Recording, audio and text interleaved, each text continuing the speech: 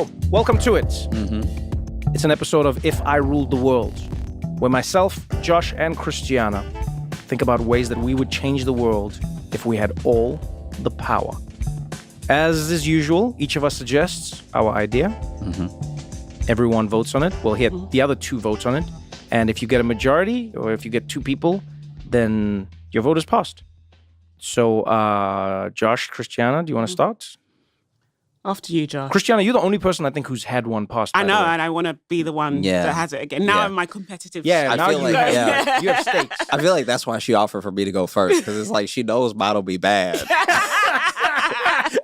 Okay, Josh, you go first. I think that if I ruled the world, everyone, every citizen of the world, after the age of about 22, potentially 25, would have to, at some point in the rest of their life, have at least one psychedelic experience. Wow, have to. You have to. And you don't have to do it at 22. I say 22 because between 22 and 25 are the years where the brain of a human really you're so like, you're waiting for the brain to settle. The frontal lobe has to be in. Yeah, because I'm not trying to offset where anyone was gonna go without this. Okay. And I want everybody to be able to be themselves. But then I think that afterwards, it's probably one of the things you can even save it until you're old. And if you die, but that's what I was going to ask. What if people die before? I mean, they could die before they're 22. So but what I'm saying is, this is what I'm trying to say. You've implemented a system because everyone has to. Yeah. But there's no time limit on it. I would say the time limit on it is like probably 55. 55. So before 55, you have to have a psychedelic experience. Yes, because I think that if it has a life-altering effect on you at 55, there's still time to change your life around. And if you do it too late, I think it just reshapes how you feel about life you've already lived. Okay. I'm a little torn on this one. I think psychedelics can change the world in a positive way. I also do think not everyone should have to take them. And I think some people might take them and have like a really bad trip. And like, I don't know if you've read these people's posts on like ayahuasca, which I know is not exactly the same thing. You know, people go and do like ayahuasca at one of these gimmicky retreats somewhere in the world. And then they come back and they leave their family and they like quit everything. And then they go off. I don't know if everyone, would you give people psych evaluations beforehand? Would there be a guide? Would there be a guide? A perfect example, right? Okay, go. Is that apparently we have a misunderstanding personally, and we've made a tourism out of ayahuasca. Yes, we have. The tradition of ayahuasca was that the actual doctor, like the elder, would take the ayahuasca and converse with you and talk with you. We've made it so that we want to take the ayahuasca. So I would say that there would definitely be like a sort of psych eval to make sure a person could handle it and everything. Okay. Then I'm with you a little bit more. But I do think that between the years of like 22 and 55 are where you are at your most potential for being like stuck. I don't want to disparage people's choices, but I think that some people who do fall off the grid after a psychedelic experience maybe really are like loosening themselves. Maybe that's not the crazy that we think it is. Okay, I'm willing to accept that. You know what I mean? Because we don't know who their families are. We don't know who their families are. And we don't know what their job was like. What you would even call traditions of like, you look at the Buddha, and the Buddha left everything to go find enlightenment. But he had responsibilities. He had a wife and he had children and everything. Oh, so I didn't know he was a deadbeat. A little bit. Wow. Yeah. Didn't know that about him. Pretty sure he came back, but didn't come back to raise them. He just came back to tell them that like, oh, that's a bad person. The idea of him leaving isn't a real. He was like, "Why are you crying? I was never here." So he made someone a single mom. Yeah, but he was like, "You were always single. And you came into people this have world." made him a god. He's like, "You came into this world." He's not a god. He's like, it's an idea. He's like a prophet. Yeah, but he's just like, yeah, man. At least Jesus didn't have any kids. I'm not like saying you should be a Christian, but he had no kids. He was going to, but then Pontius Pilate happened. And the rest is history. So wait, Josh, you're saying this, are you saying this firsthand? Or are you saying this as like just an idea?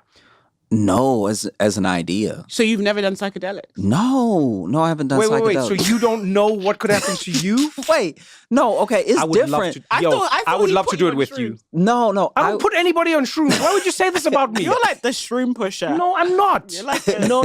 I'm the open mind encourager. You're a highbrow drug dealer. I'm an open mind encourager. I think everyone should be open to, like, electric cars. I was one of the first ones saying to people, yo, guys, let's do electric cars. And then if people don't want it, I was like, I don't mind you not doing it, but let's be open to the idea of it. We should all be open to more ideas that make the world a better place. Yeah, I agree with that. I would never push anything on Josh.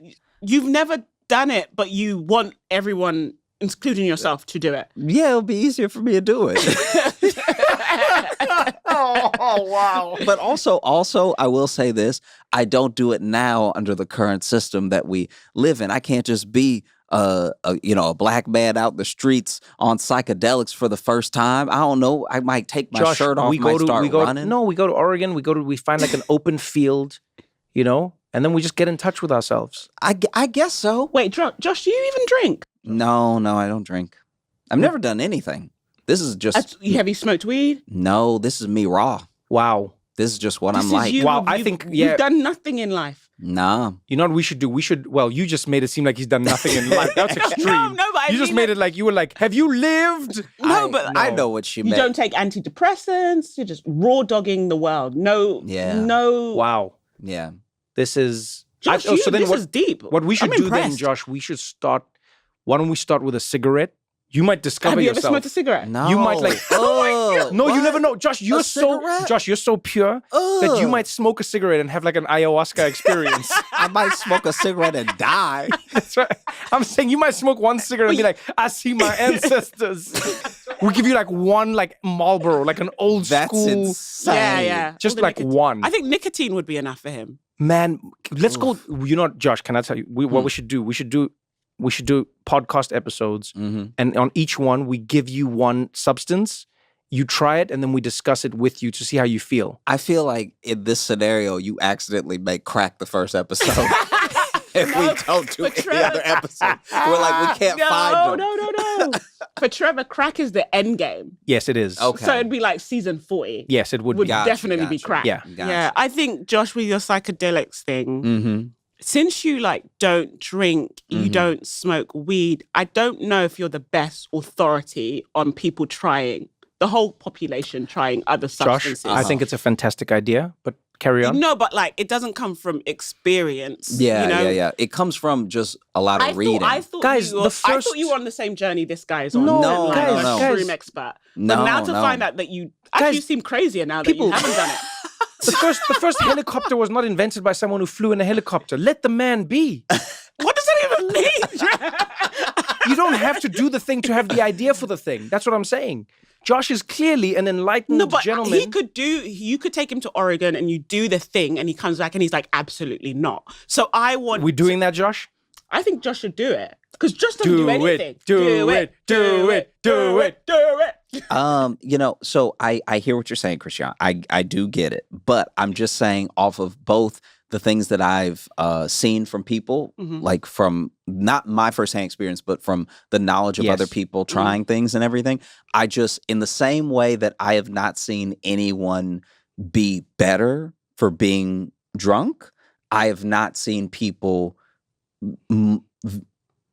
whole lots of worse off for having a psychedelic experience, especially ones that they are even intended to be a little bit life altering or mind opening and are not habitual.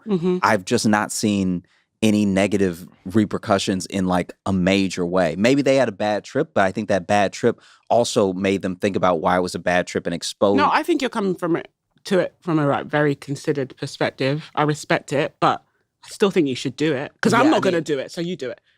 Can I tell you what's funny about Christiana is this? You are going to be scammed. I'm letting you know you're going to get scammed by... Because remember this moment and bookmark this episode. The pharmaceutical industry is working on synthesizing psychedelics that grow from our own Mother Earth. They're finding a way to synthesize it. And once they've figured it out, they're going to get it passed by the governments. And then they're going to make it illegal to have the stuff that everyone can grow for themselves and not lose all their money on. and then they're going to sell the thing that was natural to the people, and it's not going to have the full effects because they still wanted to make you latch onto capitalism. So they're going to find a way to it'll make you feel good for a few moments, and then it'll go away. But it won't have the real life-changing possibilities that real psychedelics can have. And then when that comes out, it'll be in a pill form. It'll be widely accepted by society, like most drugs are, that have the worst side effects and that get people, opioid addictions and you name it. And then you see, Josh, Christiana will take that bottle and she'll tell us that she's on it. And we'll be like, why didn't you take the mushrooms? And she'll be like, because my doctor prescribed this one. I'm going to say after we spoke to Michael Pollan, right, Josh? After that, I'm in my politics group chat that you guys, my nerdy mum group chat. Yes. We had a thing and we were like, okay, we're going to do a trip and we want to get a guide and do shrooms. Oh, we want to get your person. Look at this. We want to get your person. This is amazing. Wow. But we kept being mothers. There's so many caveats already. It's just I'm with you. Should this person, maybe this person sits out and make sure our phones are there. So we are considering it. I think we're all too chicken to ever do it.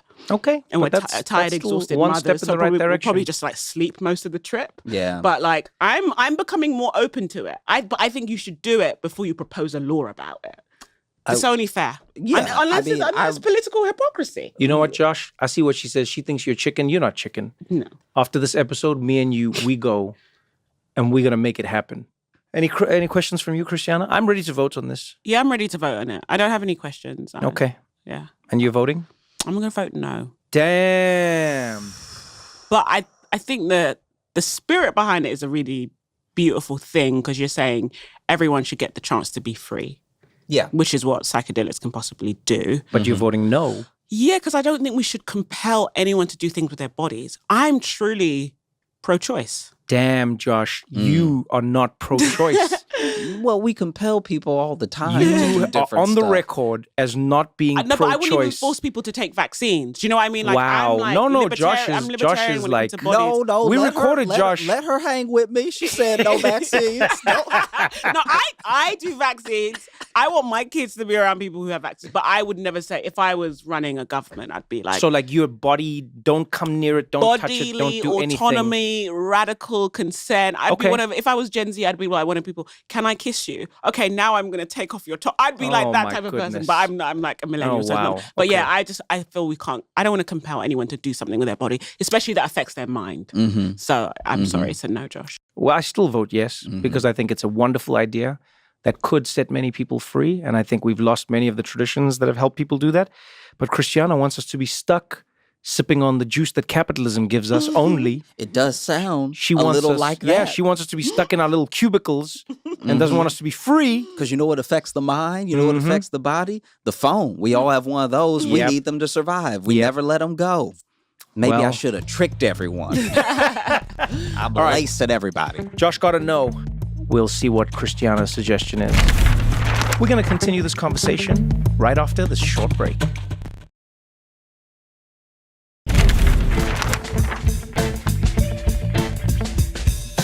All right, Christiana, it's your turn. If you rule the world. If I ruled the world, everyone would get an assigned partner. And whatever you'd want that partner to be. So if you're a gay man and you really want a husband, we'd make sure you get a husband. If you're lesbian, you want a wife, I'd make sure you get a wife, straight, Or if you're someone that's like, I just want platonic love, we'd get you a best friend. Now, when you say get you, what is this? Who's the getting and how does the getting work? But I'm like, am I going to get got? Like, when you say getting, so we'd have someone's like, I want to have Trevor. We'd have social work. No. Everyone would be compelled. Yes. To have an assigned partner. You can say what that assigned partner has to be. Like, is this somebody But we have to have them. Yes. So no one's single in the world. No one's alone in the world. So remember... but no one's single as well. Well, you can have an assigned partner and not be romantically involved with them. So you can just make your assigned partner a friend? Some of them would be a friend. Oh, okay. Because some people struggle to make friends. Wait. Okay, wait. So imagine you're like, everyone has to have an assigned partner, and as long as you're both alive, you are contractually obliged to each other in some way. Okay, but what does that mean? It could be, some people would be like, I want a husband. Okay. So I would make sure that person got a husband or a wife. And so they would be matched up with somebody who wanted the opposite. Yeah. Okay. And then some people would be like, I don't want a husband. I don't want someone in my house, but I want to know, but when I grow old, I'll have a companion. But I would prefer that person to be a woman. Okay, I don't wanna, all right. And then we'll be like, okay, we're going to find you a best friend. Uh-huh. And you would arrange it and you'd have to be together. And this is what I think it does. It solves our loneliness problem. Because there's so many people that like die alone and live alone. But if you have an assigned partner, that side of your life is taken care of.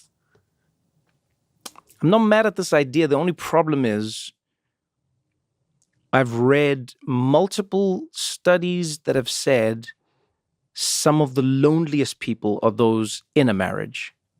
No, but it doesn't have to be a marriage if you don't want to marry. But what I'm saying is like, imagine having an assigned person who doesn't like you. No, but we would do our best to ensure it's like a good match. How do you, okay, so you're like using like algorithms and stuff. And you're trying to like, human wisdom, prayer maybe. I'm just saying, it's just like, let's be clear. People make really bad choices picking their own assigned partner. This is completely So it's true. not like you can do it any better. This is true. Right? And I'm like, let's outsource that to some sort of government body. And mind you, in the government, it's in their interest for you to be happy because happier people are more productive citizens and there's less crime, there's less violence, etc., etc. No, you guys are not sold. I'm not looking at your faces. Well, I mean, my face is giving me away. Yeah. Well, I think one thing to your point is I have to look it up, but it was like they did this is a survey, but basically they found that the divorce rate in arranged marriages when divorce was allowed and the divorce rate of love marriages was like pretty close. Oh, interesting. It was like not exactly the same, but it was like very close. So I do agree with your thing of like you are just as well off based off of your general personality and disposition of picking yourself as having someone pick for you because happy people make happy couples. Yes, okay. My worry is that some people are like such proper like cat people that they're like, guys, I don't want a person. You don't understand. I only like alligators. But that person definitely needs a person. As somebody who's had like family members who just like isolate themselves from like the family for whatever reasons, and you don't know where they are, you don't know what they're doing.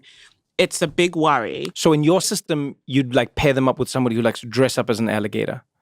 Sure, if that's your thing. I don't kink shame, you see. No, I'm just saying because we're trying to solve problems here. So I think in your scenario, you would have to align them with someone who was like so passionate about outreach and social work that they didn't mind just being a pen pal for maybe years until this person wanted to talk. Well, there are people like that. Yeah. You know what I mean? Yeah. Okay. I think it wouldn't be like an opposites attract thing because I think fundamentally they'd have to be assigned someone that has the same value system as them. Okay. Right? Even though if they have a different personality. But it would just mean that you would always have a person. What if I kill my person? Okay, Do you give me another one? Well, the thing is, if you go to prison, you're going to have lots of assigned people. Wow. In other cells. So my assignments follow me. Yeah. Okay, I was just trying to figure out like, okay. No, I feel like I don't think it'll become contentious. All human relationships have stuff, but I think it would do a lot of things for loneliness because people get to a certain age and they just wake up, maybe they get widowed or maybe they, I hear, look, I think the sentiment behind it, like most of our sentiments are right. I think it is a beautiful idea. The area where I think it falls short is this. I think that loneliness is always relative to what we perceive the other thing to be, okay?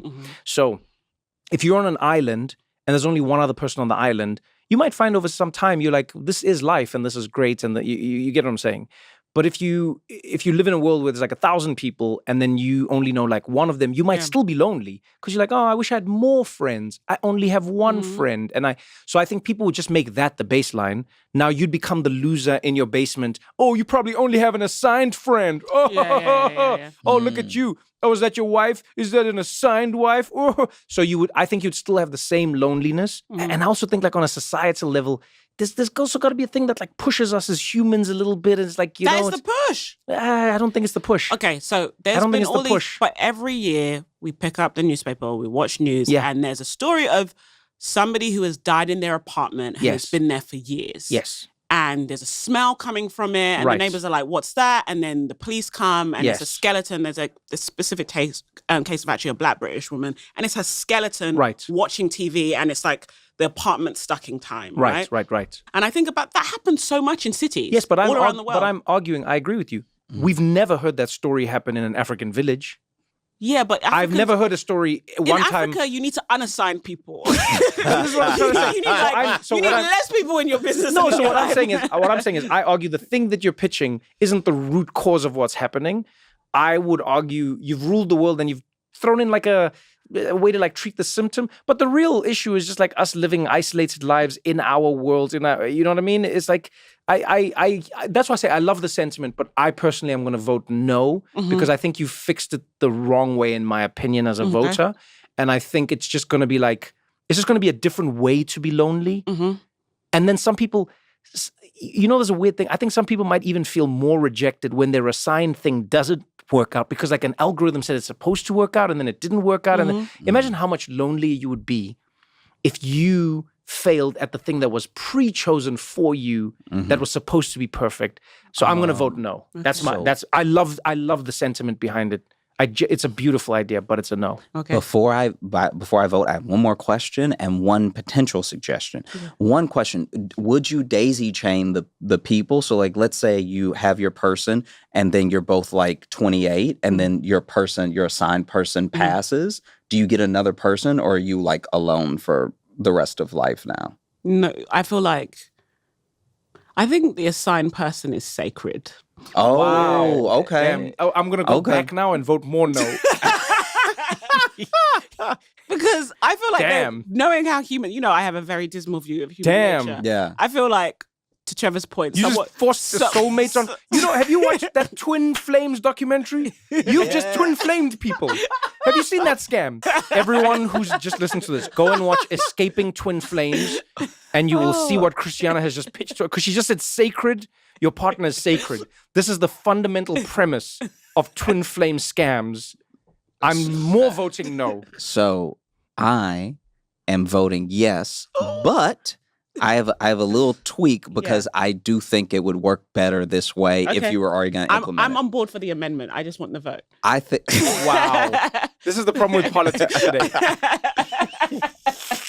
I think that your assigned person has to be someone on a different part of the world than you. And I think that at some point you each get a trip to see each other. So you can see each other as much as you want. So like cultural exchange. Cultural exchange, exactly. Because I think that you having a person in a place that you would probably never go and something you know nothing about, that's actually what like brings more humanity into it. Okay. And what a terrible system. What? You guys are like ridiculously terrible. What? Your assigned partner is going to be in another country. Yeah. Now you can't afford to go see the one person who's assigned to you. No, but you get a trip. Yeah, one. Yeah. Even worse. Yeah. Here's what you could have had. Here's what you could have had if you could afford flights. No one says you have to go back. Yeah, but what if you're like this person's perfect for me, and now you can't go? Have you heard of visas, Josh? This is American. This is what this is. Americans travel the world, not knowing how hard it is to travel the world. You whip out your passport. Every country lets you in. If you came from any other country, you would never make that suggestion. Imagine meeting your assigned sacred partner. You fall for them. Yeah. You're like, wow, this is the best person for me. And then the other country's like, you can't come in because you don't have a visa. And then what? But your assigned partner, you wouldn't need visas. Yeah, that's what I'm saying. You don't need visas. This is her world where everyone has an assigned partner. So we don't have to worry about the borders in the same way. You guys are adding like a bunch of if I rules into one if I rules. No, it's just no. It's she has the power to go ahead and make you the person. Vote. Go ahead. You voted. Yes. You voted yes? Yeah. Well, mine's still a no. This is the craziest, most ridiculous combination of ideas. Can I tell you something? Yeah. This situation that I would make a movie about this world, and my movie would be about somebody escaping this world. And I would call the movie Unassigned. That's what it would be. I could see the trailer now. It'd be like, in a world where everyone is forced to be with someone they don't know. Michael, come meet your assigned partner. I gotta get out of here. I gotta get out of here. The government locks everybody down. They tell you who you should be with. I say hello to your little friend. One woman decides to fight back. I'm not going to take this shit. I don't need to sign anything. It's sacred, Mary. God damn it, you're sick. One girl. Get her now. Up against the odds. Mr. President, do we have permission to take her out? She's gonna shut it all down. I hate this system. Unassigned. Coming to theaters soon. That's what I would make. Amazing. I mean, I would watch it. Yeah, I would escape that world. I would watch it, but I would also wish I was in that world. Don't go anywhere, because we got more What Now after this.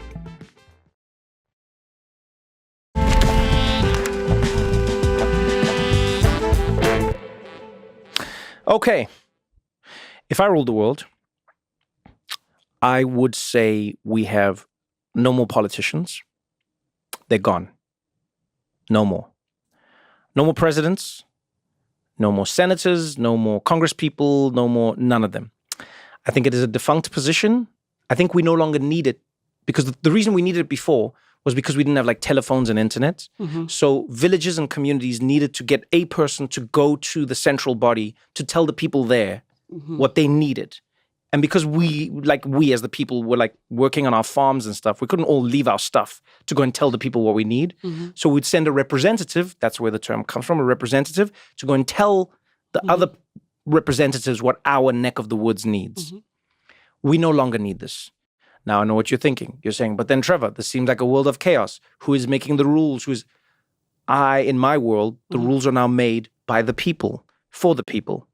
And what would happen is everybody would have a device. It is secure. Don't worry, we've done the work on this already. It's secure. And what you would do in your daily life is you would pick the things that you want to be a certain way. So you would say like, oh, I think we should spend more money on roads, and I think we should spend more money on books and education. Teachers should get more salary, and no, I don't want more war. And I think we should also do this, and we shouldn't do that. And that's all you would do. Every day. No. You just do it when you want to do it. You don't even have to do it like in one go. Essentially, so elections. But let's put it this way, all of this information will be pertinent at the time that it needs to be pertinent, but it isn't on the fixed cycle that it is the way it is now in elections, because now this is arbitrary. So it's a referendum, which I hate because of Brexit. Wait. It's not a referendum because it's going into law. It's not a referendum, right? So instead of voting for a person who could not do the thing you say, I must always point out, many people get voted in and then do not do the thing that they say. You would vote. And then if most people have voted for free healthcare, there would now be free healthcare. But who would give the free healthcare? Bureaucrats. Oh. So bureaucrats still run what's happening. You need, because people who push paper, this is what you need. You need actuaries, and you need like accountants, and you need this world, right? And they're making the thing happen. They're executing what has come from the people, but there's no longer a leader who gets to take the thing that came from the people and then like make it about themselves and then not do it. How do you get to be a bureaucrat? No, it's just qualifications. Because all you're doing is working things out. It's like economists, accountants, engineers, scientists. That's what they do. It's your job. You don't have power. You just have to do what the people said. Okay, bureaucracies have a lot of power. No, but not in this system. Because in this system, it has to be executed. It just has to be done. So let's say a community votes, they want a park, and they want the park to be funded with their taxes. Then they would vote on this. Everyone has their little app, and they would vote on it, and it would get passed as a measure. And then the bureaucrats just have to make it happen. So you're almost having like elections towards policies. Because it's... Yeah, there's no people involved. There's no people involved. There is no leader. There's no leader. It's just, there's no debates. Do you want access to this thing? Because the reason that I worry about there not being debates is that I think there's a disconnect, and some of this is just how we live as people, but there's like a disconnect between when you get to the ballot box and how something is worded versus the points that people made before you got there. Okay, cool. And so there are sometimes things that are like intentionally vague, as in like there've even been courts that had to throw out certain ballots before the vote because they were like, this is worded in a way to be confusing. It becomes backward mumble, right? Yes. It's like a riddle. Exactly. Almost. So then how would you stop people who, let's say, don't want women to have like access to abortion? That's still a belief someone will hold. Yes. How do you stop them from using whether it's the bureaucracy or their ballot. The great thing in this system is, in the same way you can use your phone today to reiterate or to explain or to define, right? If you use any of like even basic level AIs now, I'm not even talking about ones connected to the internet, like a simple large language model, you can have that on device and it can just explain this to you. So it can say to you as Josh, hey, Josh, this is what this measure is. So you go as Josh, I do not think, because you've said this on the podcast and I see you've brought it up again, you don't want women to have a choice over their bodies. I see you brought it up again. And so for you, Josh. That's not. For you, the thing would say to you as Josh, do you think that a woman should be allowed to make choices over her body medically? And then you would say yes or no based on that. But it would make the language as clear for you as possible. So you're letting a robot do that work? Like what do you mean? An AI would do the interpretation. The interpretation. Oh, yeah. Oh, I'll tell you why. Let me tell you why. AI is so... No. No, wait. Let me explain why. Okay, Let me explain why. So the first thing we have to do is separate types of AIs, right? There's some AIs that are they're insular, and then there are other AIs that are not. So they're connected to things, and no. This is locked in. It's insular. All it's doing is explaining. Does that make sense? It's not intelligent in that way. It is just, it's able to like rephrase the thing and explain it to you in a way. It could translate it into your language. It could use, words that you understand more than others. That's essentially what it's doing. Okay. So you're basically pitching direct democracy. It's like what the Greeks used to do, like, but a digital version. Yeah. So that means everybody gets a say. Everybody gets a say. And it's easy to have a say. Yes. Okay, I don't like that. Everybody shouldn't get a say. Everybody shouldn't get a say. No, everybody should get a say. Huh. My other question is there still religious institutions? Yeah, it's in the world we're in. But so that means you still have leaders and politicians. No. I get what you're saying. Because my worry is that humans are like inherently hierarchical. And now we don't have politicians. Okay. They are going to find other like people to do the thinking on their behalf. So it's either going to be religious leaders. In my world, probably be TikTokers. Okay, it's going to be people who used to dance as a hobby, but now make bread. Hey man, online. We all used to dance. I think, okay, so two last questions on it, right? One is are you going to be voting all the way down to making distinctions about the spending when we judge the spending? Because we say we want free health care. Now someone has to decide out of the money that we do have, how much of the budget should leave other things to go to the free health care. Yeah, right. Is that also going to get a vote? No, because this is where I believe somebody who's good at numbers is better than somebody who's good at talking. Okay. And I think a lot of the time our issues in society come from the fact that politicians get involved in that. But what do they know about it? Like, who are they to divide up a budget and be like, oh, we should send this much to defense? But and aren't we they should getting send advice from their bureaucrats? No, they're not. But they're not. We know that they're not.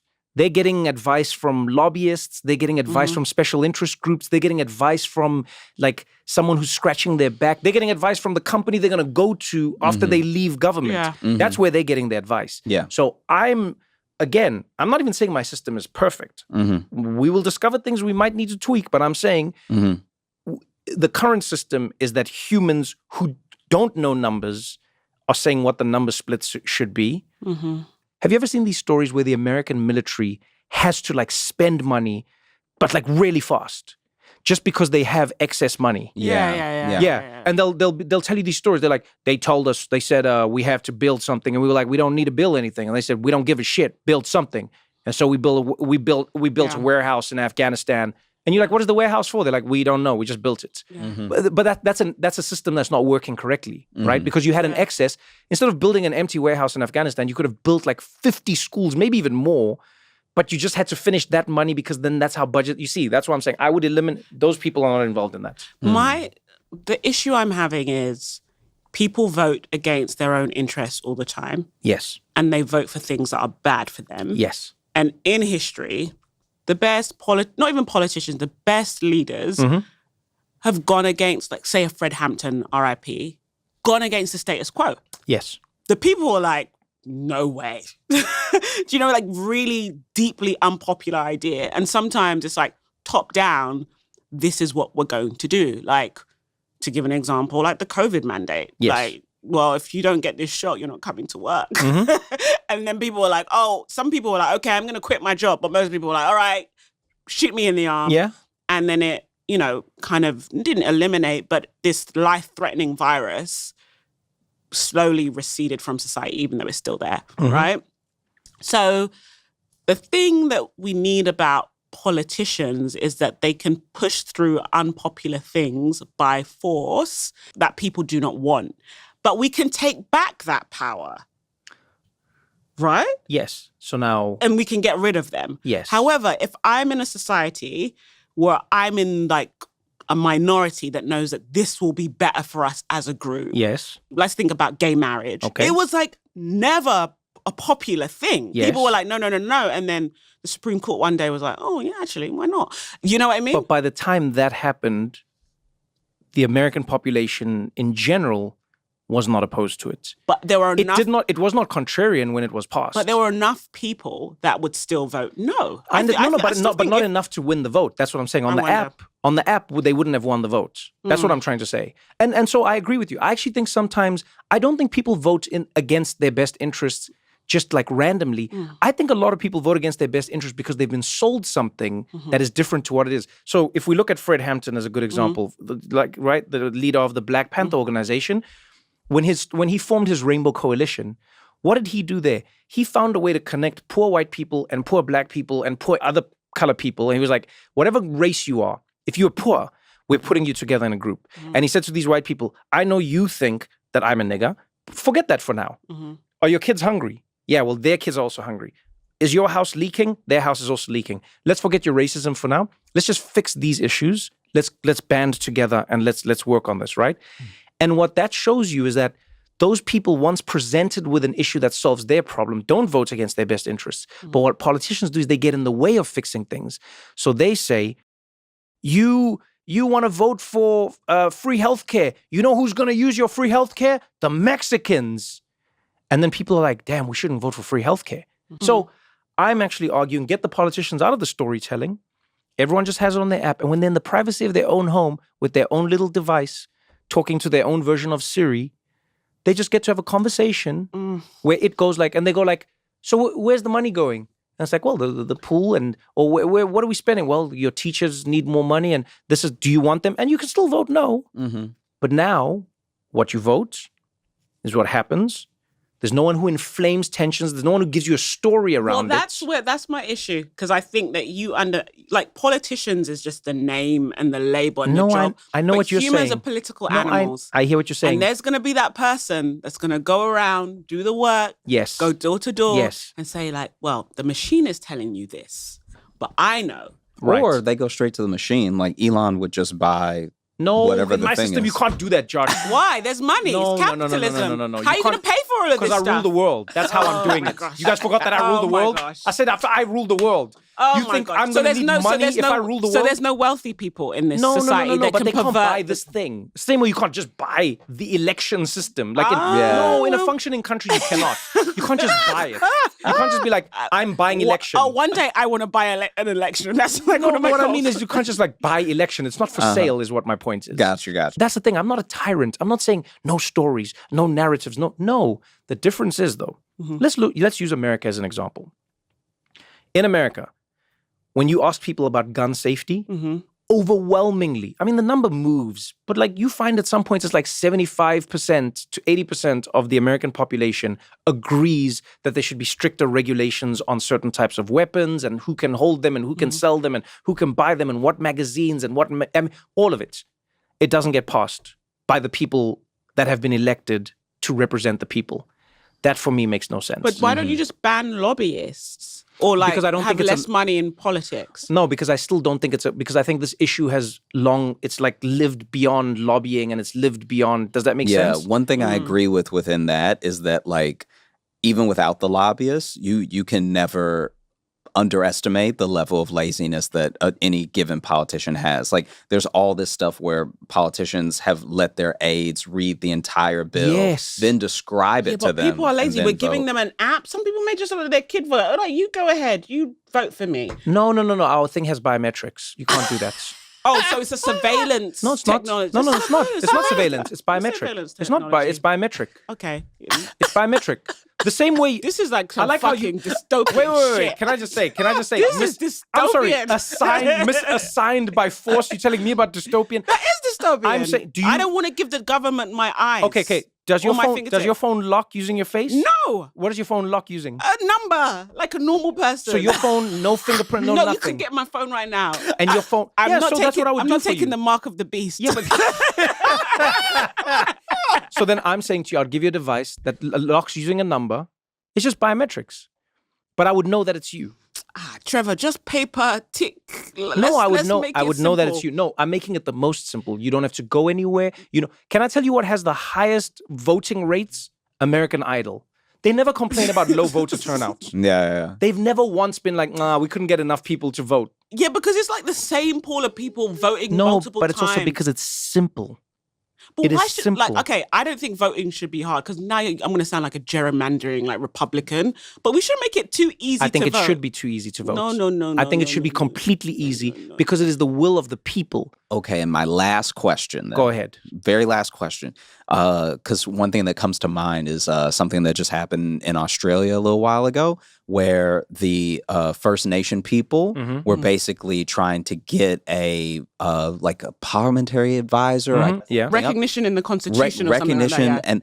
And basically, because all of Australia had to vote for it, it got a no. Okay. Even though it polled well, obviously some of this is politicians, and by the time people went there, they were like, wait, are they going to lose their land if they get this? And so there was some confusion there. But this is something that will never see the light of day as long as everybody gets a vote on it. People who really have no stake in it, and then the people with all of the stake in it, because they are such a minority of the group, they don't have the advocacy that shows the people who aren't affected by it how important it is. Right. So I'm not saying a politician, and not necessarily even a lobbyist, but if we're missing out on those people, do we miss the opportunities for, let's say we're in a country with more men than women. Completely. I want women. Josh Johnson wants women to have reproductive rights, right?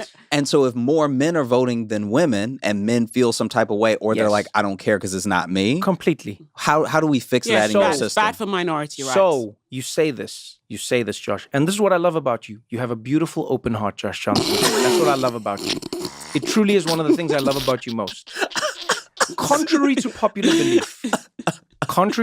belief, and popular meaning Christianity predominantly, human beings are good and human beings are kind, right? And it may seem like that is not the case, but you do realize for most of the biggest movements and changes we've experienced in society, the group who is not affected, or at least thinks they're not affected, has voted for. White people had to vote to give black people the vote. In America, in South Africa, in many places, literally they had to be like, yes, the black people. And in South Africa, think about how crazy it was. It was a minority as well.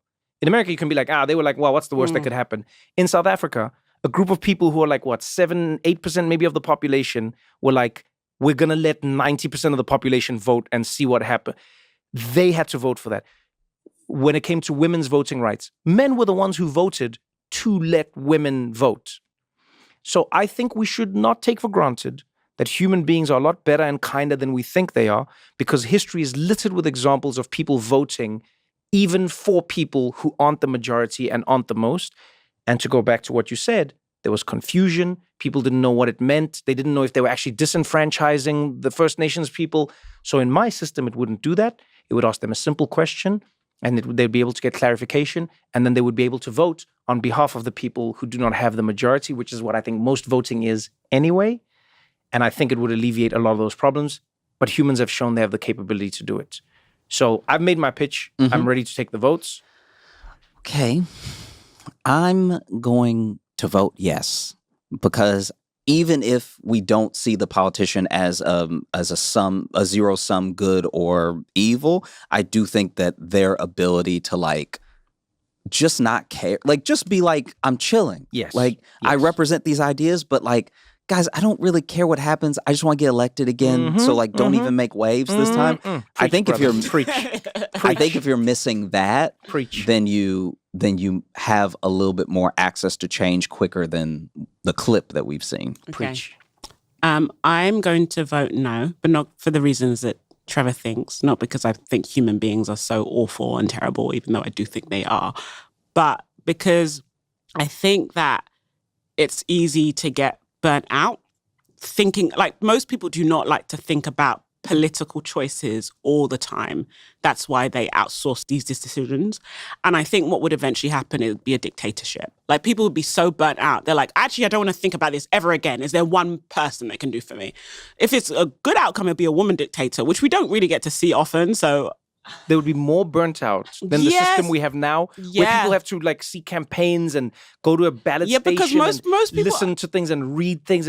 One thing I believe about humans is that there are a lot of apolitical humans out there. Like most people do not. I agree with you, but they don't want to think about this. This this. is not politics. This is just issues. They don't even want to think about issues. Politics are what humans put on top of an issue. No, this is just an issue. I don't want a life with issues. But everyone handles issues. No. Some people have good lives, Trevor.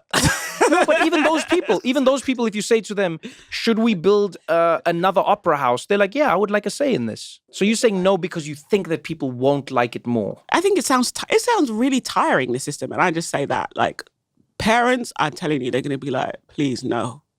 Wow. Yeah. Well, I guess my vote doesn't go through because Christiana is tired. Yeah, I mean, I like that. What we've imagine now's your chance to like defend me and be like, "There's reasons." I mean, she's just saying she's tired, and that's why she doesn't want to make the world a better place. No. Here's my pitch. Here's my pitch for what Christiana is saying, though, is that I think that right now we think that people are politically exhausted because of like candidates or ads or just like a system. Yeah. I think that level of engagement doesn't necessarily increase just because the quality of someone's life gets better. It's why people stop taking their medicine. You ever see somebody who's sick and then they get prescribed the medicine and they're like, man, I feel great. I feel so good. I'm not going to take my medicine. That's kind of what I hear when Christiana's like making these points, is that it's like, there's a level of apathy that we think we're solving with this, which I'll throw one amendment at you. Yeah. Okay. We gamify it like Candy Crush. Candy Crush has never struggled with people. I've never seen anyone on the train be like, oh, another level. So I'm saying I'm going to gamify it. I'll make it really entertaining, really cool. This is insane. No, you'll be playing. He's the Joker. You'll be playing the game.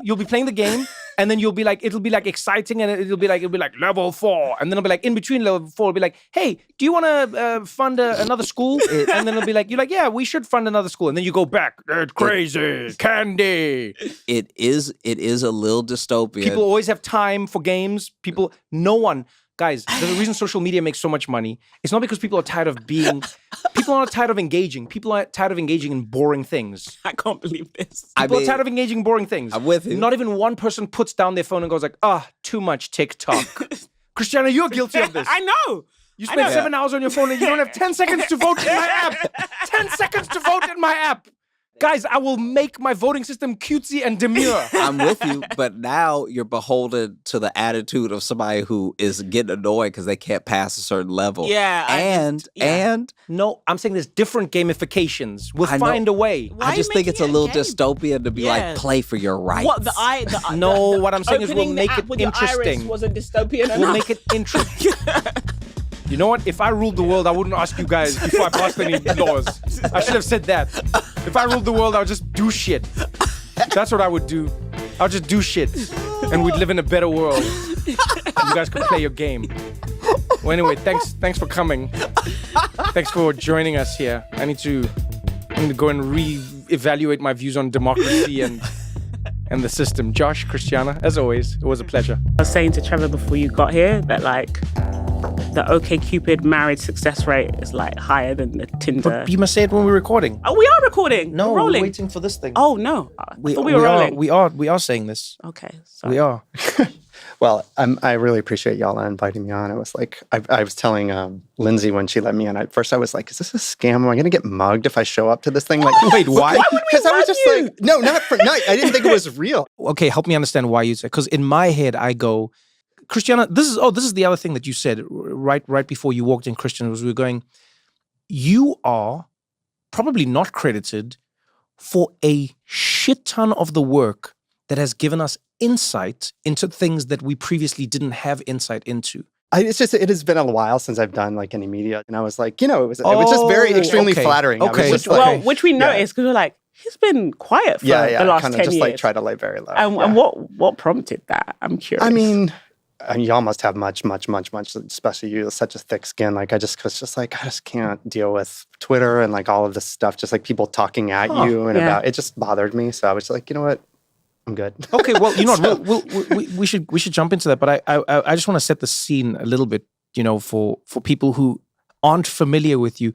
I think there are a bunch of people who won't be familiar with you. Of course, yeah, for sure.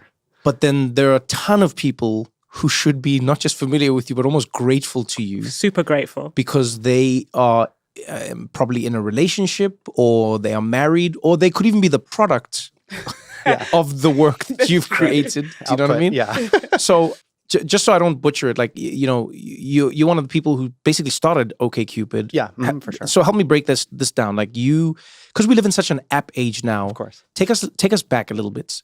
What was OkCupid when you started it, and like what was this world? Oh gosh. So we started OkCupid in 2003, and it had which is obviously like so old for the internet, and it actually had its origins. We all worked at SparkNotes, the like study guide site before, and we had a little part of SparkNotes called Spark Match, which was just like, because we were like, SparkNotes is for kids who aren't doing well in school or like high school, college. Like, what else can we do to keep them occupied on our website? And so it was just, you fill out a profile, almost like a bio type of thing, old school. And you can just browse human beings instead of like content on the internet. And that's like, in 1999, that was something that just didn't exist, right? And SparkNotes was super popular. It actually crashed because we didn't know what we were doing. And so we kind of like bookmarked that in our minds. And then when we left SparkNotes, we decided to relaunch OkCupid, or launch OkCupid, which is basically just like the same thing with a different name. Yeah. And it was just, a place to message and find other people, which in 2003, you couldn't really do online. I used to try to like find someone I knew in high school or something in 2002 or 3 and just couldn't do it. I didn't dare do that, because when I was using the internet around that time, first of all, we had dial-up. Yeah, sure. The whole like... Yeah, I remember that well. Like that whole thing. Like your computer was fighting everything to get into this place called the internet. Yeah. So I didn't search for anyone. I would go to one web page if I was lucky and just stay there. And then the closest I came to it was like chat. Yeah. Just like chat. Like IRC. Exactly. AOL Messenger. AOL. Exactly. AIM. Yeah, we didn't really have, I think we had IRC. Yeah. Like it was the lightest chat clients that you could imagine, because the computers were so basic back then. Of course, yeah. They're so basic. But that's part of the reason I wanted to talk to you specifically, and I wanted to have you on, is because, we're in 2025. We are living in a world where everyone feels like they're inundated by everything, and most of it seems to be digital. Yeah. So our politics, our matchmaking, our work finding, our working, if it's not from the office, our connecting, our talking to our parents' kids, everything is in this world. And I thought, who better to have this conversation with than somebody who was sort of like at the genesis of it all, and in many ways one of like the forefathers of the thing that we're now in. Like I always wish you could actually go and get like Benjamin Franklin and all of those people. No, just to actually yell at them. Edison, the inventors. Yes, but you know why? Because everyone has ideas of what they would want or what they would say. Well, the founding fathers never intended if you look at their writing. But it would be so great to sit with them and go, hey, did you intend this? Yeah. Like, okay, look at the world now and tell me what you intend. And in a way, I feel like you're one of the founding fathers of the way the internet has connected people. So maybe we start with this, because Christiana, you were saying something interesting just before Christian got here. You were talking about OkCupid and the matches in particular. Oh, I was saying that now looking at it compared to maybe like the Tinders and the Bumbles and on the Grinders and, like, you know, the swiping, like those type of things. OkCupid kind of had like this analog feature in this digital world because you had to write about you yourself. had to write about yourself. Yeah. What your music you were into, your interests, what's your favorite books? I mean, do people even read books now? You go to ChatGPT and you're like, no, but it's just like, you know, you had to be really intentional and thoughtful and creative, and it showed so much about yourself by creating that profile. And I think a lot about MySpace, like my MySpace and stuff like that. And then somebody would have to come and read about you. It wasn't like, you know, it's different when you go on tweets. Yeah, you had to put in some time. It's like retweets and it's thoughts. But someone would have to sit down and really, pictures were a thing, but you'd have to read about this person and then make your decision. Right. It's an interesting thing to watch happen because it's definitely the case that in kind of OkCupid's heyday, and just for, I guess, background, you fill out a profile, you write about your favorite books, you write about, I don't know, what do you want out of life? Just, I don't know, whatever, how you describe yourself, what you're looking for. And then there's photos. And then there were also match questions where it could be things like, do you want to have kids? Or, you know, how do you feel about abortion rights? Or, you know, and including also crazy things like what kind of humor you might like or whatever. And everything's sort of like compacted down to just the photo with Tinder and Bumble. And I think, you know, the online dating industry is kind of hurting. And I think part of it is that you've lost so much. Yeah, it's compressed. Yeah, it made it like this quick hit, you know, and people can go through and look through tons of hot people and have these like pinging and all of this stuff. But it's delivering probably worse matches or something now. So it's an interesting topic of conversation with my friends, who helped me start OkCupid. If the time is right to try to do something else and kind of telescope it all back out again, where you actually ask people to do more and say more about themselves than just like a cool selfie or whatever. If you were giving dating today a grade, like online dating today, where would you grade it? What do you think we're at right now? I mean, first of all, online dating is way more popular than it ever was. No, but I'm saying actually was at its prime. Not, but I know. I just don't want to sound like a hater. No. Hey, Christiana's got the let me hate. tell you something. Biggest hater in the world. Okay, all right, So if you want to become a hater, you have an ally. We got a tag team. Lots of hateration in this dancery. So hateration is a great word. Don't hold back. Best new verb I've heard in a long time. I would give it like a C-, I guess. Okay. I think with points for being more popular, which is there is something inherently good about that. Like more people are using it. It meets more people's needs to some degree, right? But I feel like there's a lot of people that are very dissatisfied. And if you go look at like the monthly active user numbers, like Tinder was at I think 13 million in 2019, and it's like 8 now, which is like a massive drop off. That's like kind of Facebook levels of sort of becoming a dinosaur. Yeah, and that's like. It's just interesting. It's a weird thing because there's definitely just as many single people as there ever were. And it's not like there's a plan B. The other apps are not really absorbing those missing, say, 5 million people. Like the industry is just shrinking overall. Whereas if you look at, say, Facebook and its decline, then you had Instagram to sort of replace it. You have TikTok and like social media is as strong as ever. Yeah, people are migrating to other places. They just change where they're going. But here people are, when they change what they're doing, they're just like, I'm out. I give up. Yeah, or whatever. I'm just going to meet people at work or like in real life, which is, or through TikTok. Or not meeting people at all. Right, or if not I speak about a lot of my friends every one of my close girlfriends who's single, I get a text that I'm quitting the apps. Yeah. I'm quitting the apps.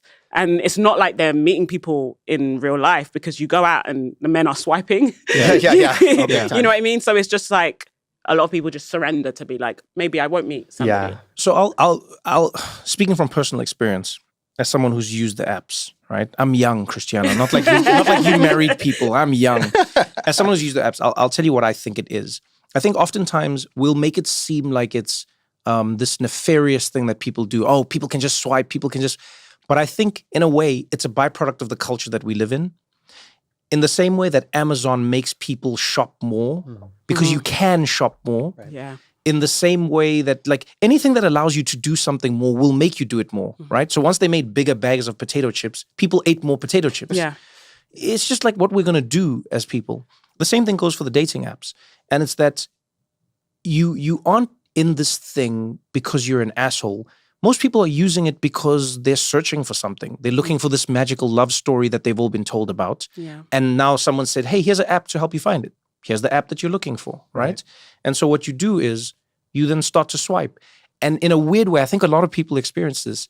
they go, if I do it more, I'm more likely to get to my end goal. You know, put in the work. Yeah. So you can't like swipe 3 people. What, you've only swiped 3 people? Yeah. No, there could be more. Keep on going. Keep on. Yeah. And I think what it creates is a world where we've applied efficiency to something that isn't efficient.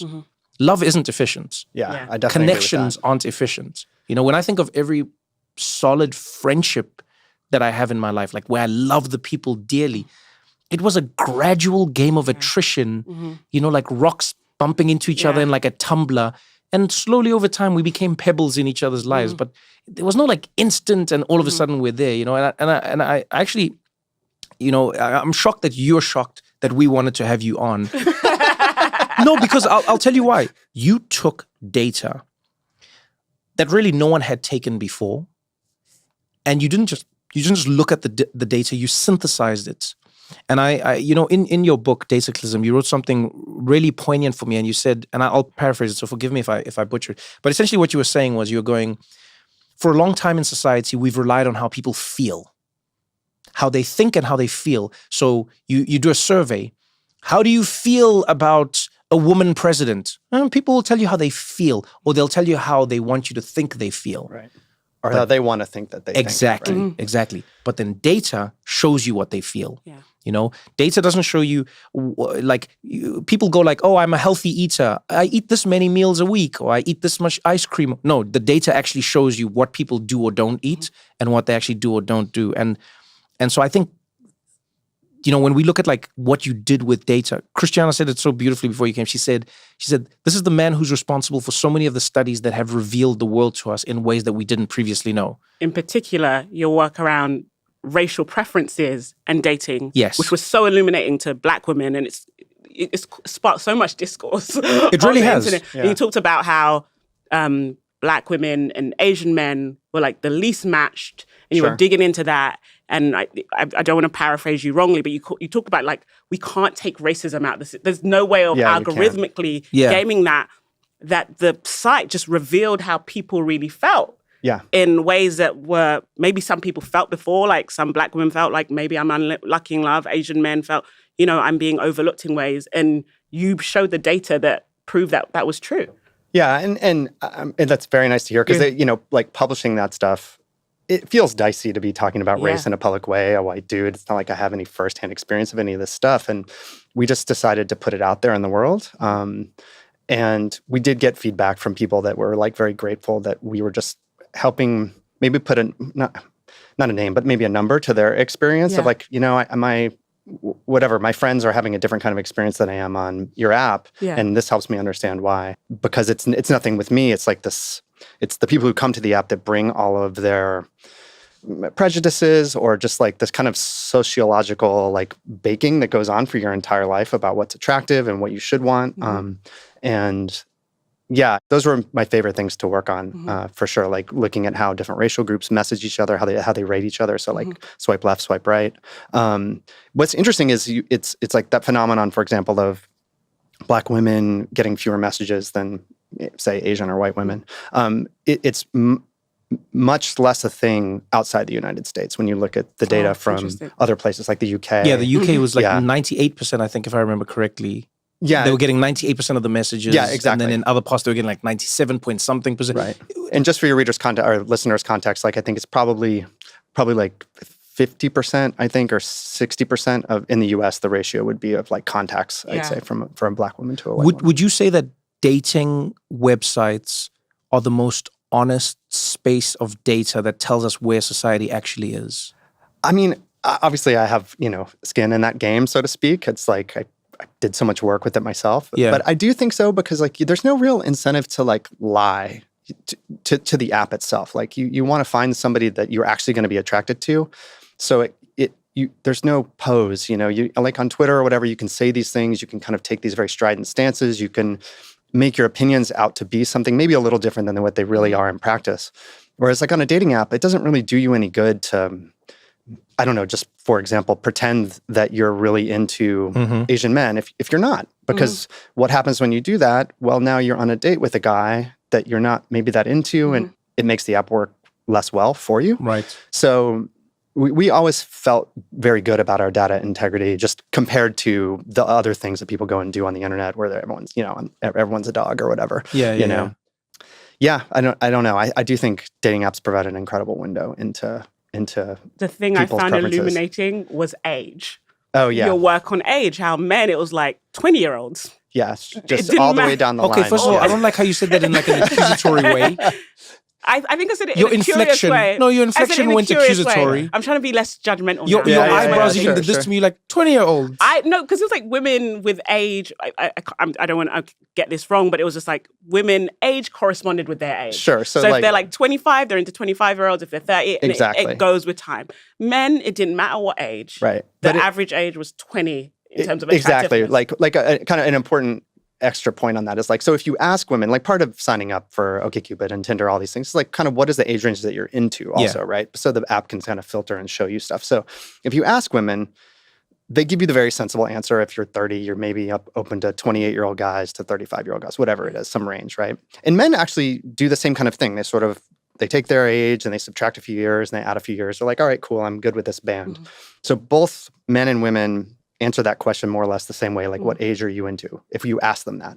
But then if you look at who they actually go out and message, like you were saying, like for women, well, they actually know themselves better, they're more honest with themselves, or more honest with the app. Like, you know, if you're 25, you message 25-year-olds. If you're a 30-year-old, you message 30-year-olds. But men, like we were just saying, like it's all 20-year-olds, even for 50-year-old dudes. You've had to work so much with data, you know, and there's something you do in the book, and I'd love to know if you still have these opinions, like you're very honest about acknowledging the limitations that data has, because data can only tell us what has happened, but we don't necessarily know why the thing has or hasn't happened, right? And I think at one point you even talk about it, it's like the compounding effect, I think, that you speak about, like where you go, everything that you're measuring is within the context of something else. You know, so if you say, I think the analogy you gave is like if you stand at the corner of like 5th Avenue in New York, 5th Avenue and like 50-something or 60th Street, and you say, what do people in New York look like? You'll say, oh, they're all pretty slim and wealthy and they're all a lot of Louis Vuitton and that's New Yorkers. Yeah. And it's like, no, but that's where you were measuring from. And so in interpreting where you measure from, or in understanding where you measure from, you come to realize the limitations of the information that you have, right? And so let's jump into this example. Because I racked my brain thinking about this. First of all, because I defend men fiercely. I defend men fiercely because I know where Cristiano's going to go with this. And I was like, I have to fight. I have to fight for my brethren, right? Men them need me, right? So here's what I was intrigued by, and it's, I mean, jokes aside, in terms of defending. Yeah. Does the data tell us that men think 20-year-old women are the most attractive, and women generally date in and around their age range, or they find the men around their age more attractive? Or is the data telling us that society doesn't allow for a woman to date like whatever age man she wants? It seems to me there's a possibility that a woman, to exactly what you said, don't just know themselves better, but know the world better. And I can only say this from personal experience with the women in my life, like friends. They go like, I can't date a 20-year-old man. What will people say? What do my friends say? I'm not going to come up with a 20, 25-year-old guy. I'm 40. I'm rolling up with like this little toy. Even the word toy boy. Yeah. You know, I'm rolling up with this little toy boy. What am I, sugar mama? And what does he know about the world? And what is he going to help me with my kids? He's one of my kids. And there's all these other frames. So, but you get what I'm saying? No, I mean, I do think there's something to your point about there's like some enablement of guys going after 20-year-old girls or liking them. It's like fine if you're 40 and you're dating a 25-year-old. I mean, sort of. And I can see why that wouldn't be the case if you flipped the genders. And you can't know everything about love. And I know we're not talking exactly about love here, but you can't know everything about that. And like the data and therefore like the algorithms that are sort of grinding it all up, like they just ultimately don't know you as well as you know yourself. Just looking back on where the world is now and where it was when in 2015 when I left OkCupid, like we actually had a kind of like machine learning program to try to improve our algorithm and try to find people even more perfect matches that we actually ended up shutting down because we felt like in our tests, like no matter how much work we put into improving the algorithm, like the ultimate arbiter was always the person who was going on the date or sending the message or whatever. Oh, yeah. And we stopped trying to guess what was going to, make people into pebbles, or to use your metaphor, like, because people change so much, and there's so many weird things about people, like how they laugh or the way they carry themselves, or like a look in their eye that you just can't get to through a computer, at least yet. And so, we just we always tried to be aware of what we couldn't know, I guess, if that makes sense. And I know I'm kind of ranging from your initial question, but like I do think it's interesting what people go and do in these sort of bite-sized units of like just clicking on someone, and guys click on 20-year-olds because they're hotter, I guess. And women don't do that. Because you were doing all of this machine learning stuff pre the AI advancements we have now, which are like kind of mind-blowing and terrifying, and that's a different conversation. Yeah. How do you think now, using the technology we have now, do you think you guys could have different results? Like how can the algorithm be gamed to us in ways that aren't expected? I mean, if I were to start a new dating app like today, you would have to use some kind of AI. But I don't think I would try to make, the perfect match, have, ChatGPT figure out exactly the right person for me in the world. Because I just think that's like a losing game. Like, I mean, we've all been set up by friends that think, oh my God, Jenny's perfect for you. You got to meet her. And, you sit down and you're just like, ugh, or whatever. And, or maybe she hates you, who knows? Yeah. I think the AI component would be better served where like the app can like have a conversation with you to get to know you better, so that it can let you control more of your own experience rather than making the algorithm stronger. I guess it makes your voice in the algorithm stronger. Yeah. Does that make sense? Yeah. Like that's what I'd like to see happen. Because I think, kind of getting back to what we were saying a second ago, with the Tinders and Bumbles of the world, the algorithm is all powerful. It's just like, to use your potato chip example, like if you think of Tinder is like an infinite can of Pringles. You're just taking one off the top and you sit and just once eat. you pop, you can't stop. Right, exactly. So like, and it just does all the work. It's the silo, right? But I think if you could make the algorithm make your voice and your thoughts and what you really want more subtle and more powerful within the mix of how it's showing you people, I think that would be really cool. Almost like a life coach, like if people could put up with that. I think it'd be pretty cool. We're going to continue this conversation right after this short break.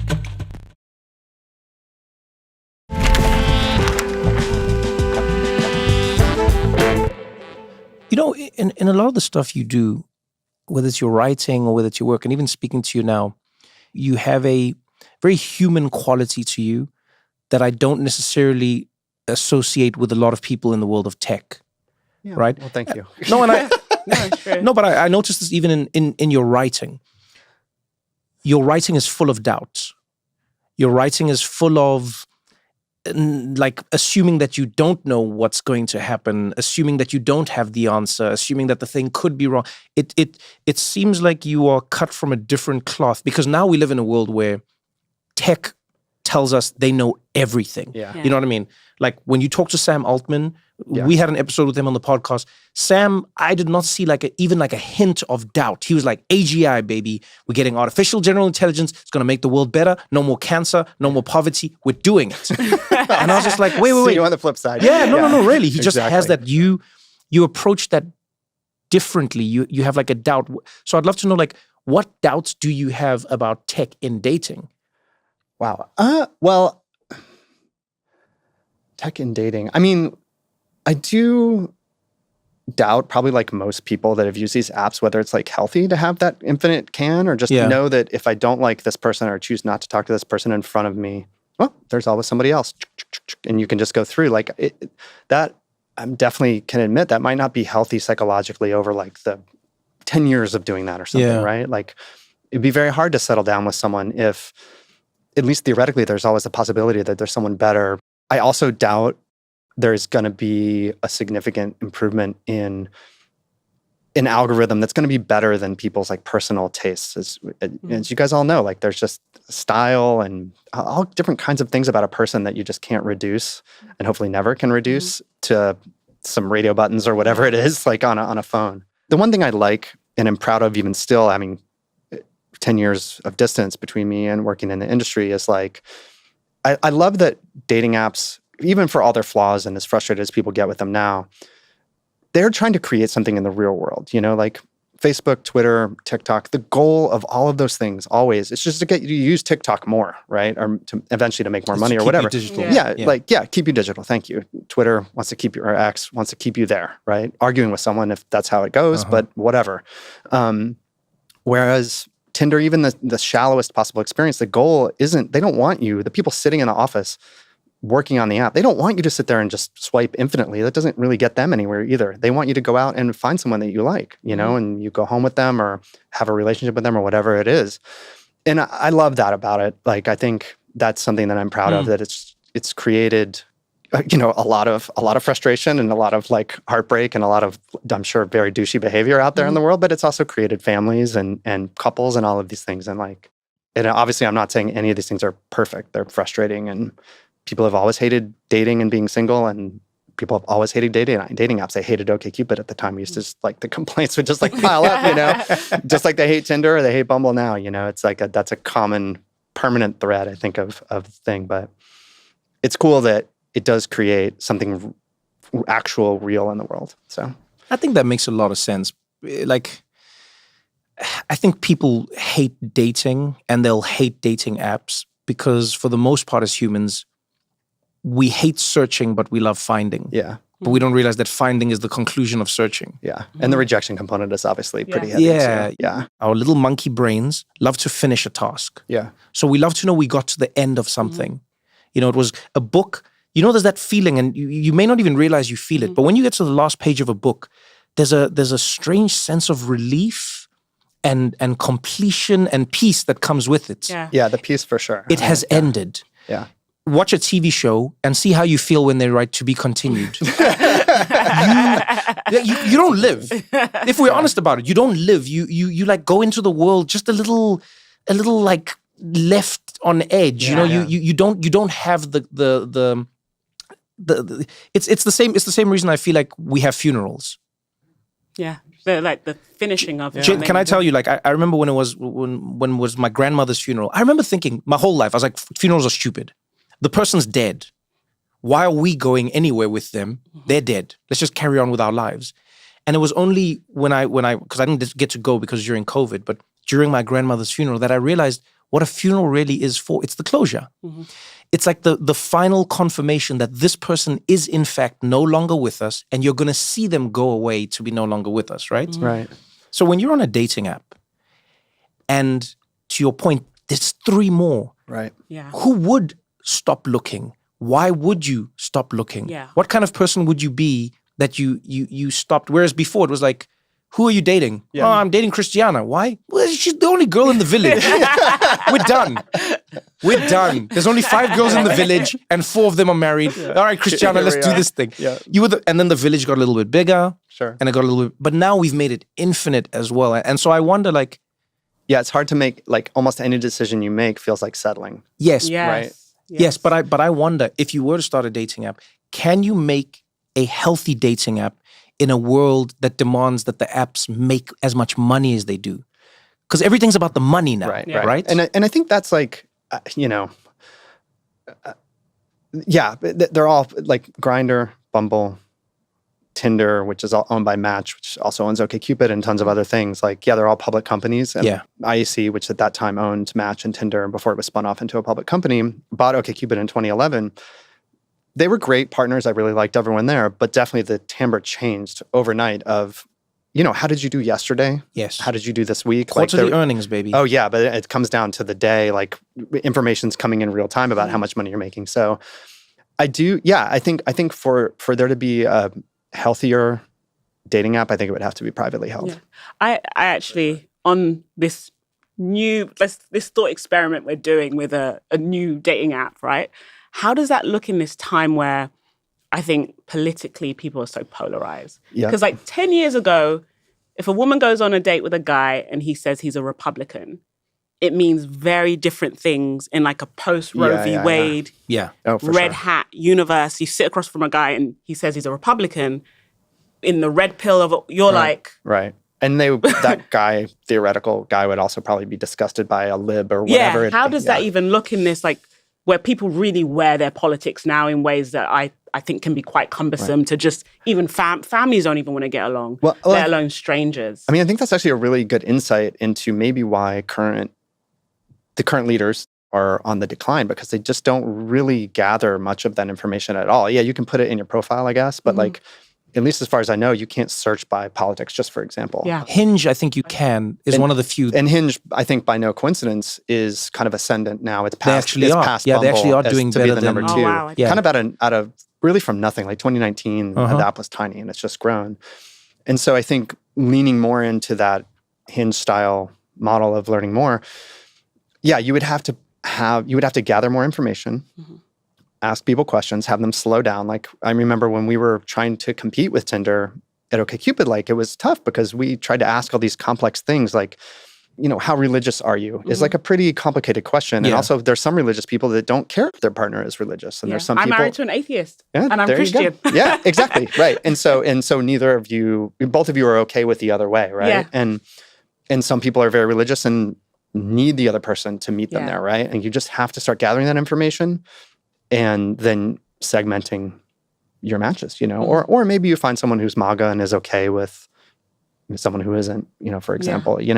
People are unpredictable in some ways. So There's a part of your work that speaks to how we don't actually know what's good for us, right? And a lot of research has shown us that humans are terrible predictors of the future. We generally are. But in some of your work, when you looked at some of the data, there's a part of the book that I remember that I really, really loved. And it said, you found in the data, it was less important whether or not a Republican was dating a Republican or a Democrat was dating a Democrat.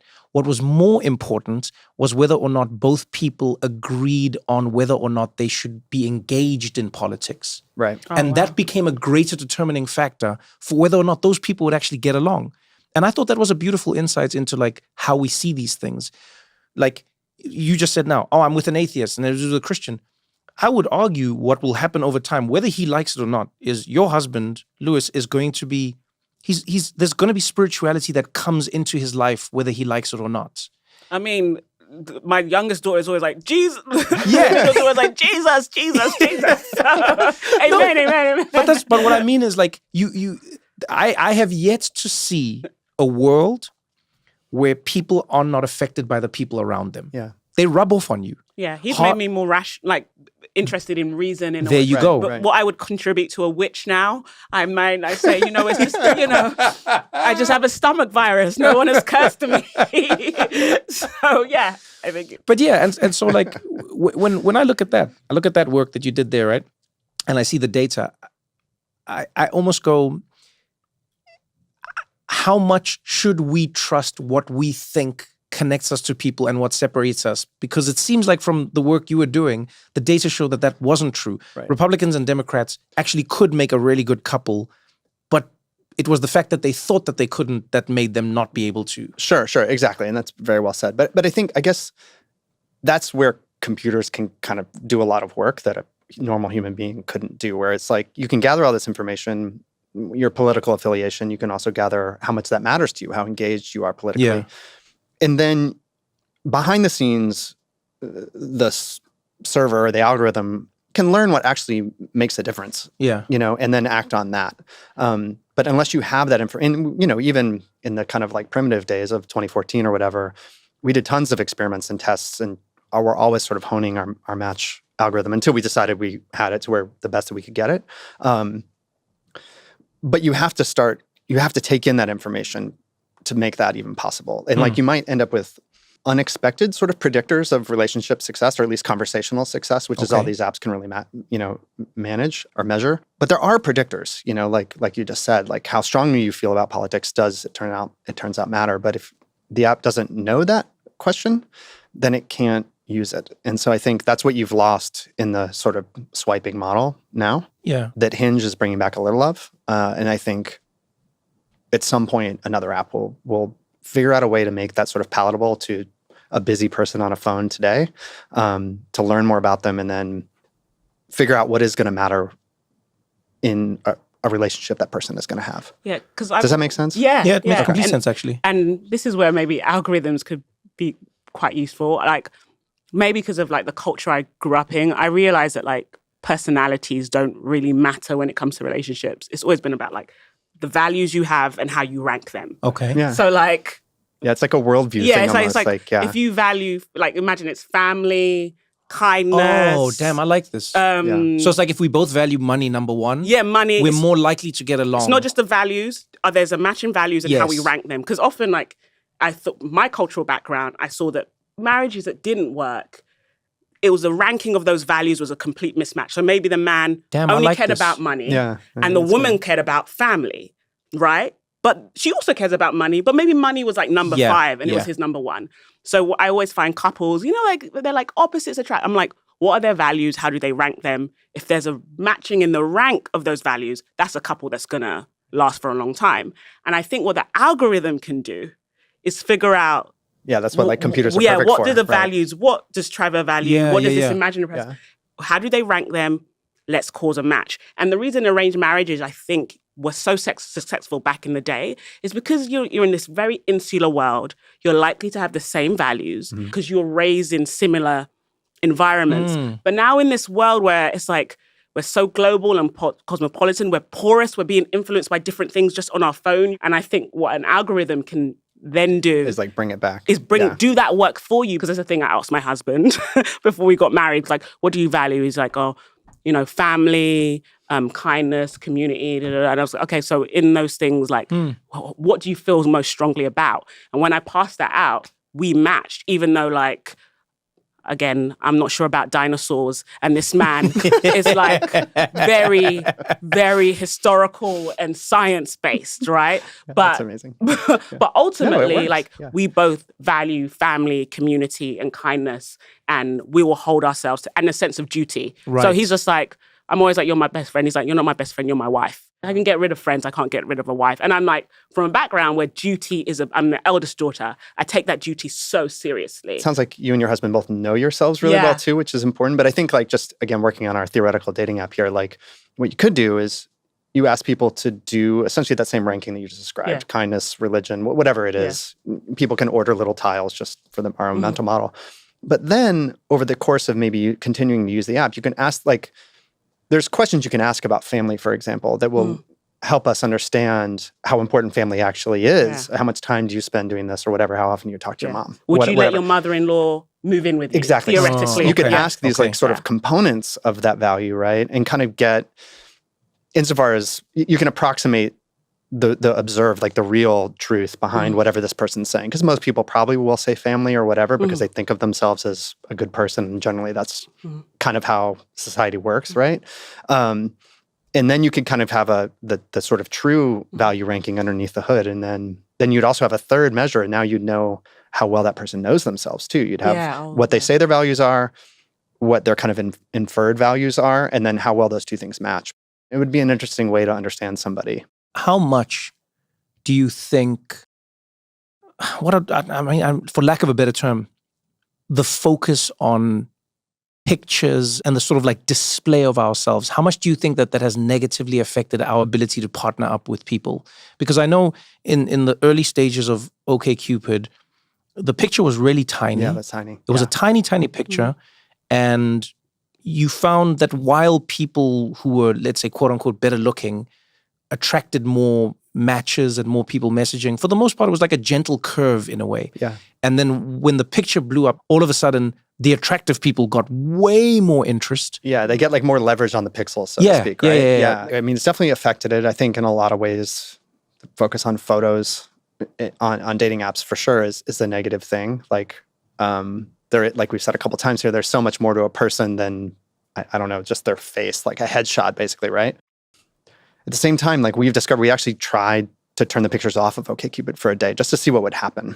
And wait, you turned the pictures off? Like totally off. Yeah, this was like 2013 maybe, really as an experiment. Right. Just shut them all down. All the thumbnails, everything went away. And as you'd expect, like the messaging environment was actually a lot healthier. Definitely attractiveness wasn't a component because you couldn't tell what the person looked like that you were trying to talk to. At the same time, people hated it. And we got so much feedback that day. We knew we were going to turn them back on, but people were just freaking out. Even though we explained it wasn't broken, we were doing this on purpose. people are visual and they kind of they have to have the photo. So it's like you kind of got to meet them. You have to meet like them. A dating app can only meet people where they are, right? Like we can't force people. We actually tried another adventure into this world. Like we tried to launch, we tried to launch a blind dating app, like where we would take a photo and we would scramble it digitally, right? This is so stupid in retrospect, but like, we thought that you could have a scrambled photo and people could browse and, you would learn a lot more about people and you could set, it was very slightly pre-Tinder. So it was like a little bit more immediate. You could see this scrambled photo and somebody and maybe even go see them that night, meet them that night. It was a total bomb. Like, you had like what, 10,000 people, I think, who tried it. Yeah. When we had 250,000 downloads and it was like 10,000 dates or something like this. Yeah, it just was terrible. And yeah, people just they're just not up for it, But what I liked about the learnings was this was probably one of my favorite things to discover from the data. You turned off the pictures, right? There was like a dip for a moment. People just didn't message anyone. Then at some point it became normal. It was like almost at the same rates of messaging.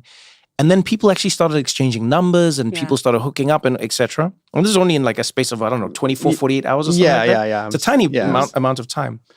But then all the people who didn't exchange numbers and didn't agree to hook up, once the pictures came back on, they just ghosted each other. Yeah, it was like the lights coming on at last call or whatever, where everyone's like, oh. Yeah. Yeah, that was my favorite story. I was just like, wait, what? Exactly. No, it was, you would see conversations that, at least based on the data, you would expect to keep going or whatever, and it was just a total dead stop. Yeah, picture came on and people were like, oh my nope. God. See, and this leads me to see, I love this imaginary app we're making, right? Because when I was on the apps, long before, I've been married like, 7, 8 years now, I remember feeling that the men being on Instagram was really shaping how they thought women should look in real life. Yeah, definitely. Yeah, sure. Yeah, Does that make sense? Oh, definitely. Yeah. Because also, men are seeing more hot people than they've ever seen before. Yeah. Women too. Like I look at, I'm like, oh my God, she's gorgeous. You're just scrolling all these beautiful people. And I think it changed dating because it's just like, I can actually, there's physically somebody that's fine-tuned to what I precisely want. And I've definitely, Gia, who was on the show, who wrote Instagram Face, talked about like the proliferation of this beauty standard on Instagram, changing what women did in real life with their bodies and their faces to match this beauty standard. And I'm interested in about this app. Could we game the algorithm in a way that plays to countering the fact that, like, depending on how much time a man spends on Instagram, right? Oh, this is interesting. Man, or even a woman's use of certain sites informing how they behave. Because, I know all the apps talk to each other and they're spying on us. No, you never did that, of course. No. But, like, then create this machine learning algorithmic thing that can shape a man's preferences in a way that nudge him in the right direction, accounting for that. Or if it's a man that is not on Instagram at all, you're like, oh, you haven't been destroyed. Right, a clean mind. I mean, that might work. Something that gets very hard is when the app tries to do something, tries to change people's behavior. And actually, we got a lot of criticism or commentary, I guess I'd say, about this in the wake of publishing the racial data that we were talking about at the very beginning, and be like, well, why can't you guys do more to make, again, Asian men more attractive to white women or whatever it is, And the fact is, there's very little you can do to like move people because, first of all, they've had however many years of their life or however many hours scrolling through Instagram. Super hard to undo that. And also, if you don't deliver to people what at least they think they want, they're just going to leave. It's not like you have to use a dating app or Tinder or whatever. You just do something else. And so, like, if you're showing some guy's been on Instagram hardcore and is looking for that look, and you're like, hey, man, check this out. This is better. Or however you want to frame that. This is different. This is different. Which you may I think you'll really like her. Some people might be up for that kind of thing, but a lot of dudes are just going to be like, well, all the girls on here are ugly. I'm out. You know what I mean? Yeah. And like, it's hard. It's very hard to, you kind of have to let the users drive what you give them, which can be bad. Obviously, you're reinforcing some negative shit that way, right? But otherwise, you just end up with a situation where people are gone. That's so interesting to me because I've always felt, and the public discussion is that these apps are changing our behavior. Oh, I think that's definitely true. And they can. That's definitely true. Like, it's making you angrier. It's making you argue more. Yep. It's showing you this stuff. But it's like almost in unpredictable ways. Like, I think, I don't know any of the founders of, say, Twitter or Facebook, but I think if you had asked them in 2006 or whatever, is Facebook going to make people really angry, and is it going to become the world's like greatest propaganda tool of all time? Mark Zuckerberg probably would have been like, what are you talking about? I don't want that. I just want to like he probably genuinely wanted friends to meet friends or whatever, or make money, you know, and be powerful, which a lot of people are like that. Apps definitely changed the world. So I definitely wouldn't say that. They change behavior, but there has to be some component of them that is delivering what those people want. Yeah, they like amplifying the crap that you already bring to the table. Yeah. We already are. Like, it's, you know. Don't go anywhere, because we got more What Now after this.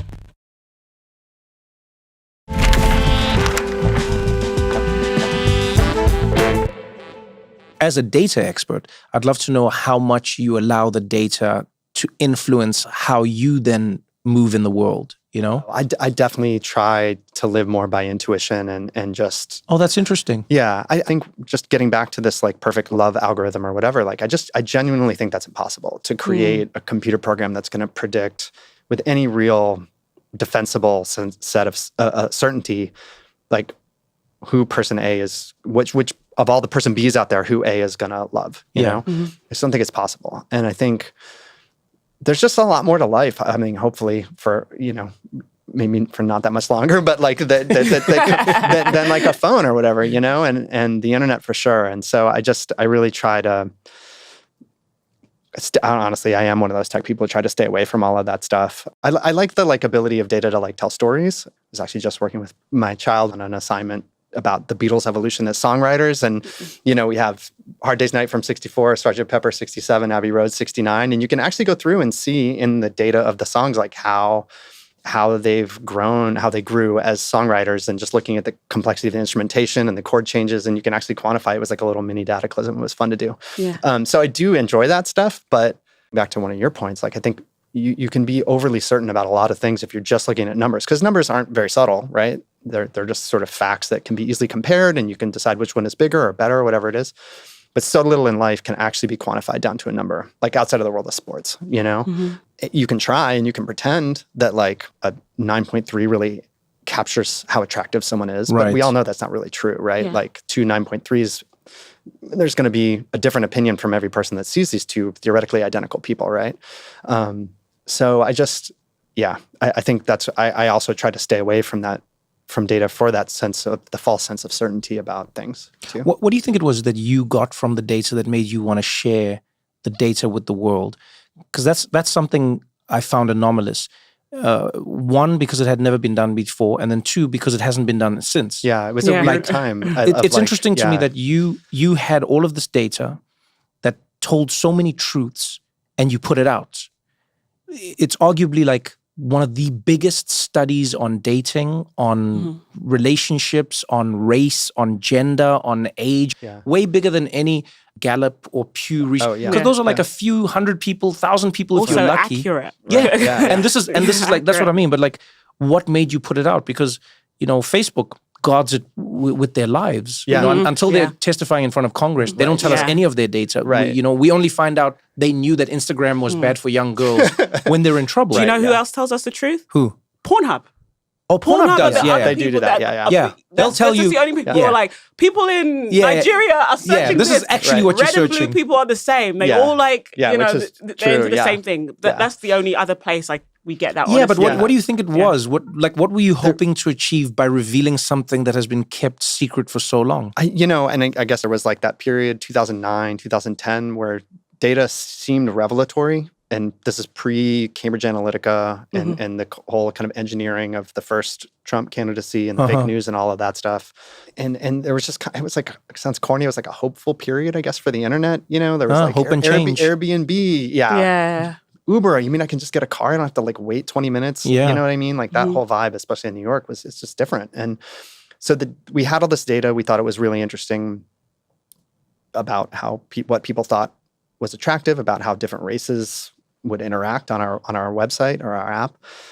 And we kind of didn't have anything to lose either. Like we were just like, all right, let's just do this. Like Facebook is $1 billion or whatever, $1 trillion company maybe now. They obviously have a lot to lose and they're heavily scrutinized. And in 2010, we were sort of under the radar. Online dating wasn't even remotely as cool as it is now. And obviously it's not even that cool now. So it was like mostly weird, even in 2010, And so we figured it would be interesting. It was like the perfect like cocktail party conversation, And yeah, it was, I guess it was just like, it was like a view into people that was just only coming into existence. The internet obviously had been around for a while, but like there weren't websites that did the kinds of things that we were doing until 2010 or whatever. And so you couldn't have learned these things in 1999, even though the internet existed then. And like, we just thought it was cool and we could find out what people thought was hot and talk about it and maybe make fun of it a little bit and make fun of ourselves. Yeah, I don't know. It's weird though to look back because the door completely closed. Yeah. Basically right after Dataclysm came out. And that was one blind spot in the book where I was thinking about this on the way over here. The entire tone of the book is like how interesting data is, how great it is, how it could lead to these different understandings of couples, of people, of systems, whatever. But, come 2015, 2016, I was completely ignorant of the fact that data could be used. It always had a marketing component for Facebook or whatever. They use their data to sell ads to people, but I never thought it could be used to like sell ideas or sell like a worldview, like en masse to people as it was in 2014, 15, 16 by like Cambridge Analytica and Steve Bannon. And it still to this day is going on. Yeah, now it's full on. Right, exactly. Yeah. And so like it just never occurred to me that you could have these macro political changes, for example, through data and through these algorithms that could be manipulated in that way. So, I in some ways maybe it's good that these companies are locking their stuff up because then nobody else can go. I don't know if I would want Facebook to publish all of their data because then people could go. Oh, that's interesting. Manipulate more people. Okay, that way, that's interesting. I don't because know. you think when we know the data behind something, we're then more able to go in and manipulate those weak points. Right, exactly. Yeah, which you can then go spin or whatever. Yeah. What I did love about your book is, for me, you're reading the data and stuff. It made me think about how we can like interrogate our choices. Like, because the data is like this truth serum telling us things about ourselves that we deny. It made me think about when I look at my screen time use on my iPhone and when it's just like, just shows me the hours, like you have the colors and the and you're like, I spent that much time on Instagram. You see it. It shows you yourself. It does. In a way. And it helps you be real with yourself too, right? Which is like always good. And I think culturally we can be quite delusional. Like every side is very high-minded right now. Every side has got it right. Mm-hmm. But what data just says, well, this is what you say and this is what you're actually doing. And it leaves you to just interrogate your choices, whether you change or not. I still think that's a I mean, the first step to change is going to be to do the interrogation, right? So like I'm the same way too. Whatever, screen time, and you're like, God damn it. And then you go and do the same thing, but at least it's there. At least you understand what's going on. It's what undeniable. You're doing. Like, you can't like argue with your myself. phone. Right, exactly. So I like that part about it. For sure. One part of it is deniable. I have a qualm with them. If you have your phone open on like CarPlay, or if you... It counts it as screen time, but it's not screen time. Oh. Yeah, so let's say you're navigating. Yeah. It counts that as screen time. And for me, that's not what I mean by screen time. Yeah. I don't want you to tell me, Trevor, you used your phone for 4 hours today. Yeah, I drove for 4 hours. Now I'm sitting there depressed because I think... Because no, that's the other side of data that we have to be careful of, right? You have to be careful about it. I think of how many people data has made them... 10,000 steps. It's not true. It's not a real thing. Mm-hmm. Yes, walk. And it's better to walk more than to walk less. 8 glasses, where's the data? It's not the data. Do you get what I'm saying? Well, it's the dark side of it. I have a little baby and we use a monitor, which I won't promote the company because they didn't give it to me for free. But basically it tells me her heart rate, her oxygen saturation, tells me how long she sleeps for. Yo, what? Oxygen. Is it like a pad that she sleeps on? It's on her foot. This is insane. Yeah. Oxygen saturation, it tells me if she's having wiggly sleep. It tells me if she's having like restless sleep. It tells me when she's in deep sleep. And this is like the dark side of data. Yeah, I was going to say, do you find that useful? That just seems anxiety. Oh, I'm paranoid. I'm always worried my babies are going to die. So I like, she is. Trevor knows me. I'm like a hypochondriac. So I like going into this thing. But like, I remember before I had that with my first son, if I wanted to know if he had a good night's sleep, I was obviously there, but I look at him and be like, oh, he seems a bit cranky. Now my immediate instinct is like, let me go into this app. Because sometimes it'll tell me she's wiggly on the app and I'll go upstairs. Huh. Right. Whereas I would probably just leave her to be wiggly, wake up, she maybe cry a bit and go back to sleep. Like that's probably what would have happened in my mother's time. But now I have this app that I'm looking at, oh my God, she's got 98% oxygen saturation, which is perfect. Why is it not 100? Now I have this information that is actually... No, it can be confusing. Not so... it's confusing. It's actually making me more paranoid. And I think from that's how this hyper data world can like be quite dark for I would actually love to know, so when you're designing an app, we're all users. Most people have used a dating app. How do you find the balance between putting the person in front of us who you think we should see versus putting the person in front of us that we want to see? That's a great question, and that's something I think most people don't really they don't understand how the back end of these things works. Because like also we have to think about the person that we're like their experience too, right? Yes. Like the person, the woman that we're showing you. Yes, yeah, exactly. So one of the very first things we learned about having a dating site is that there's this thing we call the focus problem. So guys just want to see the hottest women, right? And so if you just go by what the guys are sort of telling you they want to see the highest rated women in just a giant stack or grid or whatever it is. But if you go and do that and you kind of try to meet their need without any other consideration, well, what happens? Those women get tons of messages from tons of randos. Their inbox explodes. It feels gross. And they leave. And then now you're left with, if you just showed all the 10s, now you're left with 9s and the 8s and so forth. And you end up in this death spiral. Because also the guys don't get any messages back. So you have to kind of look at it as a pair of people always, not just what are we doing for Trevor today? It's like, what are we doing for Trevor and this person and Trevor and this person? So everyone is in relation to another person. Yeah, you have to think of it like that because otherwise, you know, we could show you the N hottest women in the database, but that's not going to be good for you ultimately. And it's definitely not going to be good for them if we do it for everybody, right? We and I think most apps do this at this point too. We would do sort of like a hotness sort of collar. So if you're an 8 or whatever, like this is picture just on the picture, right? This would be one of the components. Right. We would show you 9s, 8s, and 7s with maybe a few 10s and maybe some 5s and whatevers, you know, just to really reduce people. That way they're seeing someone like themselves, you're seeing people like yourself, and that's the optimal sort of band for there actually being a productive conversation between the two of you.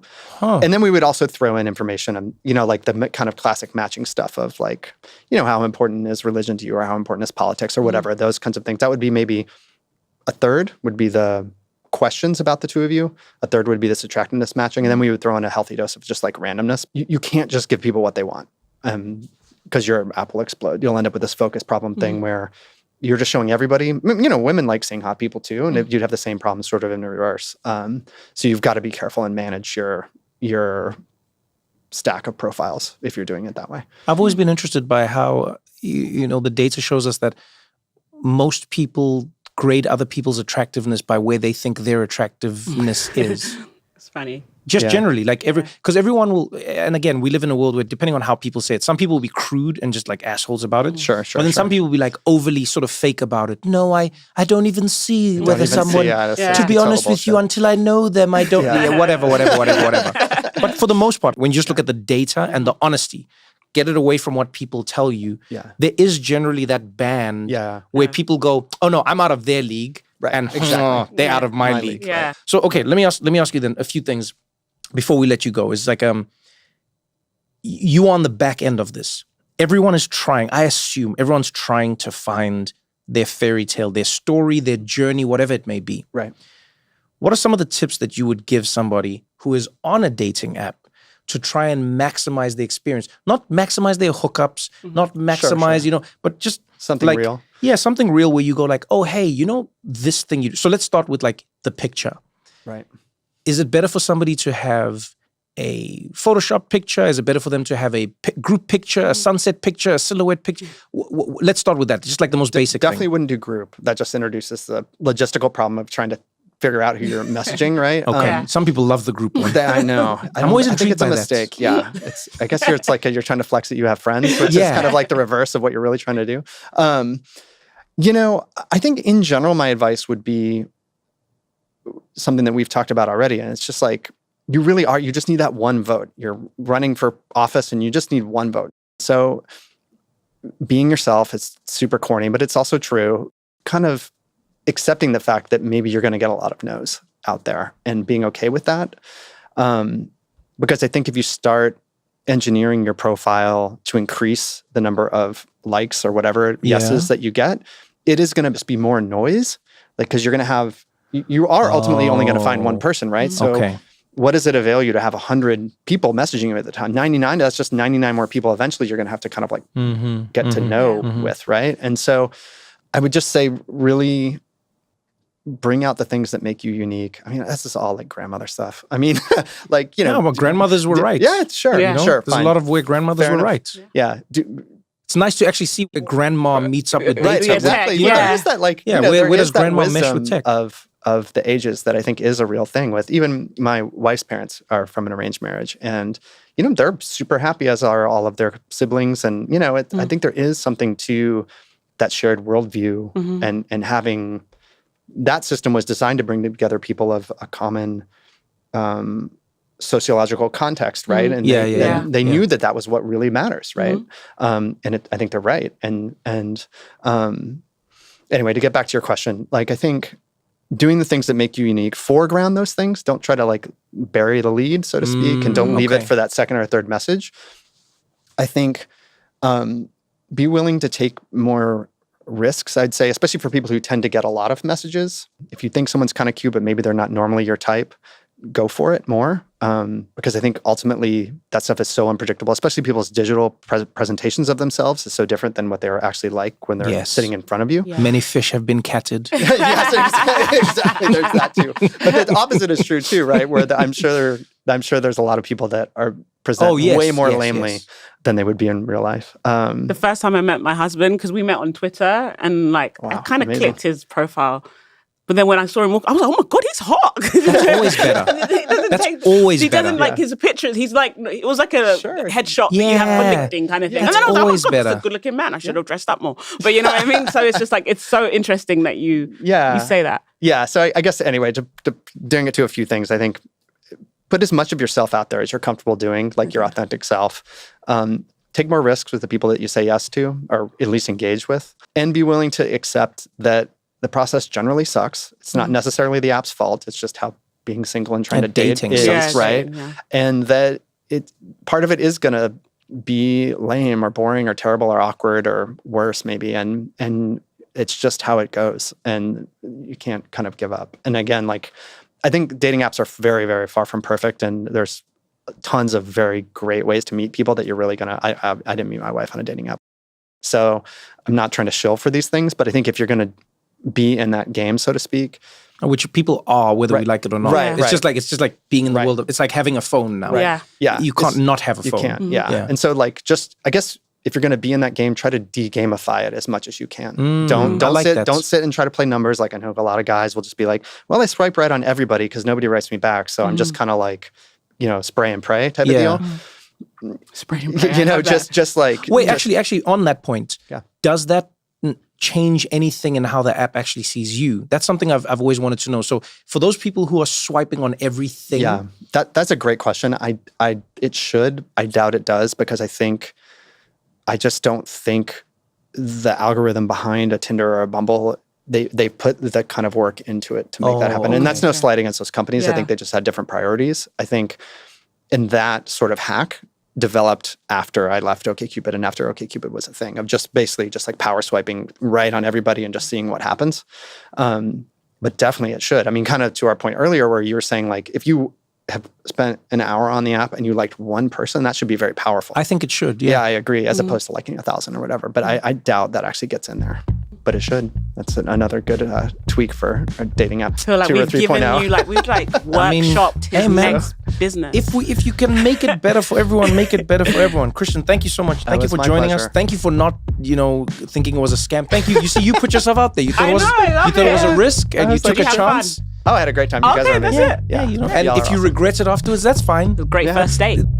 Welcome to another episode of What Now? The podcast where we have interesting conversations with interesting people who oftentimes make us think or feel. And I think our guest today is honestly, the pinnacle of that. If you watched Everything or Anything, you'd know her from Seinfeld, the character Elaine, the best dance move ever in history. If you watched HBO or if you had access to the show, Veep, the show that satirized American politics, and then American politics was like, well, we're just going to do that. Sorry, everyone. Oh, wow.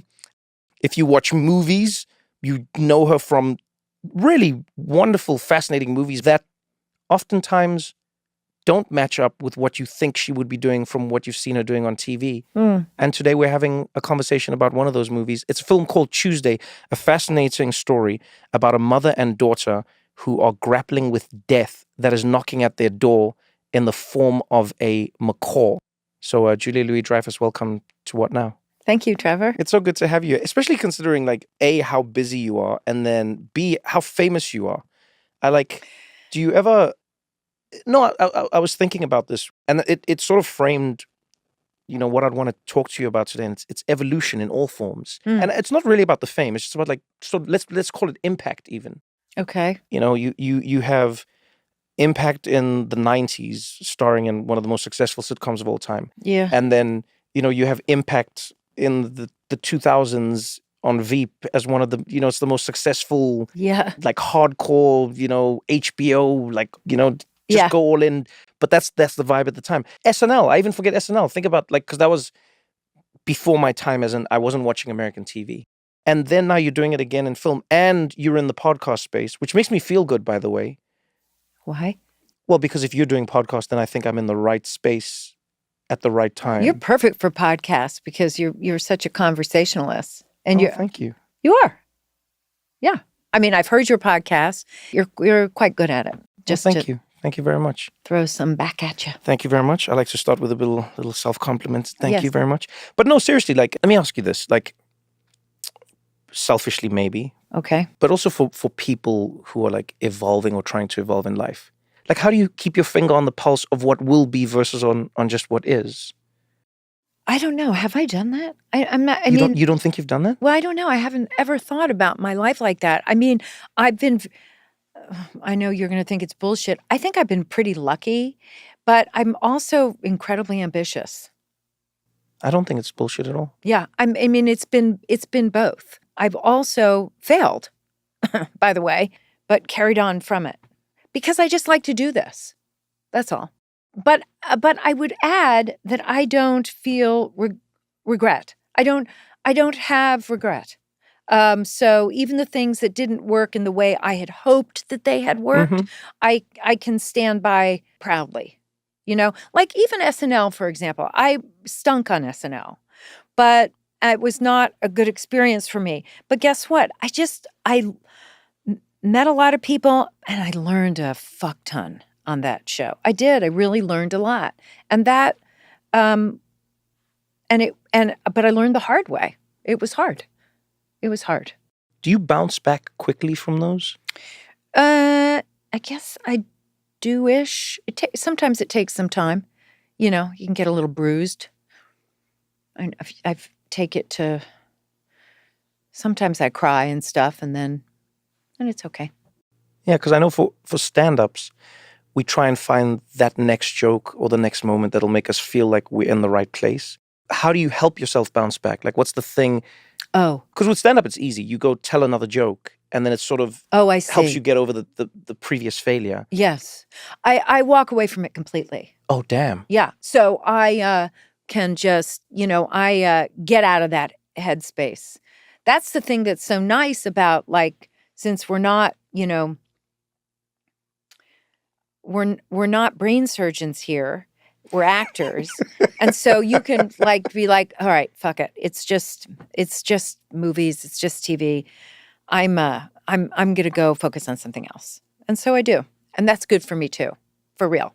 You know, one of my favorite people I've seen speak about this is Denzel Washington, where he doesn't take it as seriously as people would think he does. Right. But he loves doing it and he respects the craft but he also goes, what a fun, silly thing to be doing. It's ridiculous. Do you know what I mean? Yeah, you're making a living doing pretending. Yes, pretending, but then making people feel real.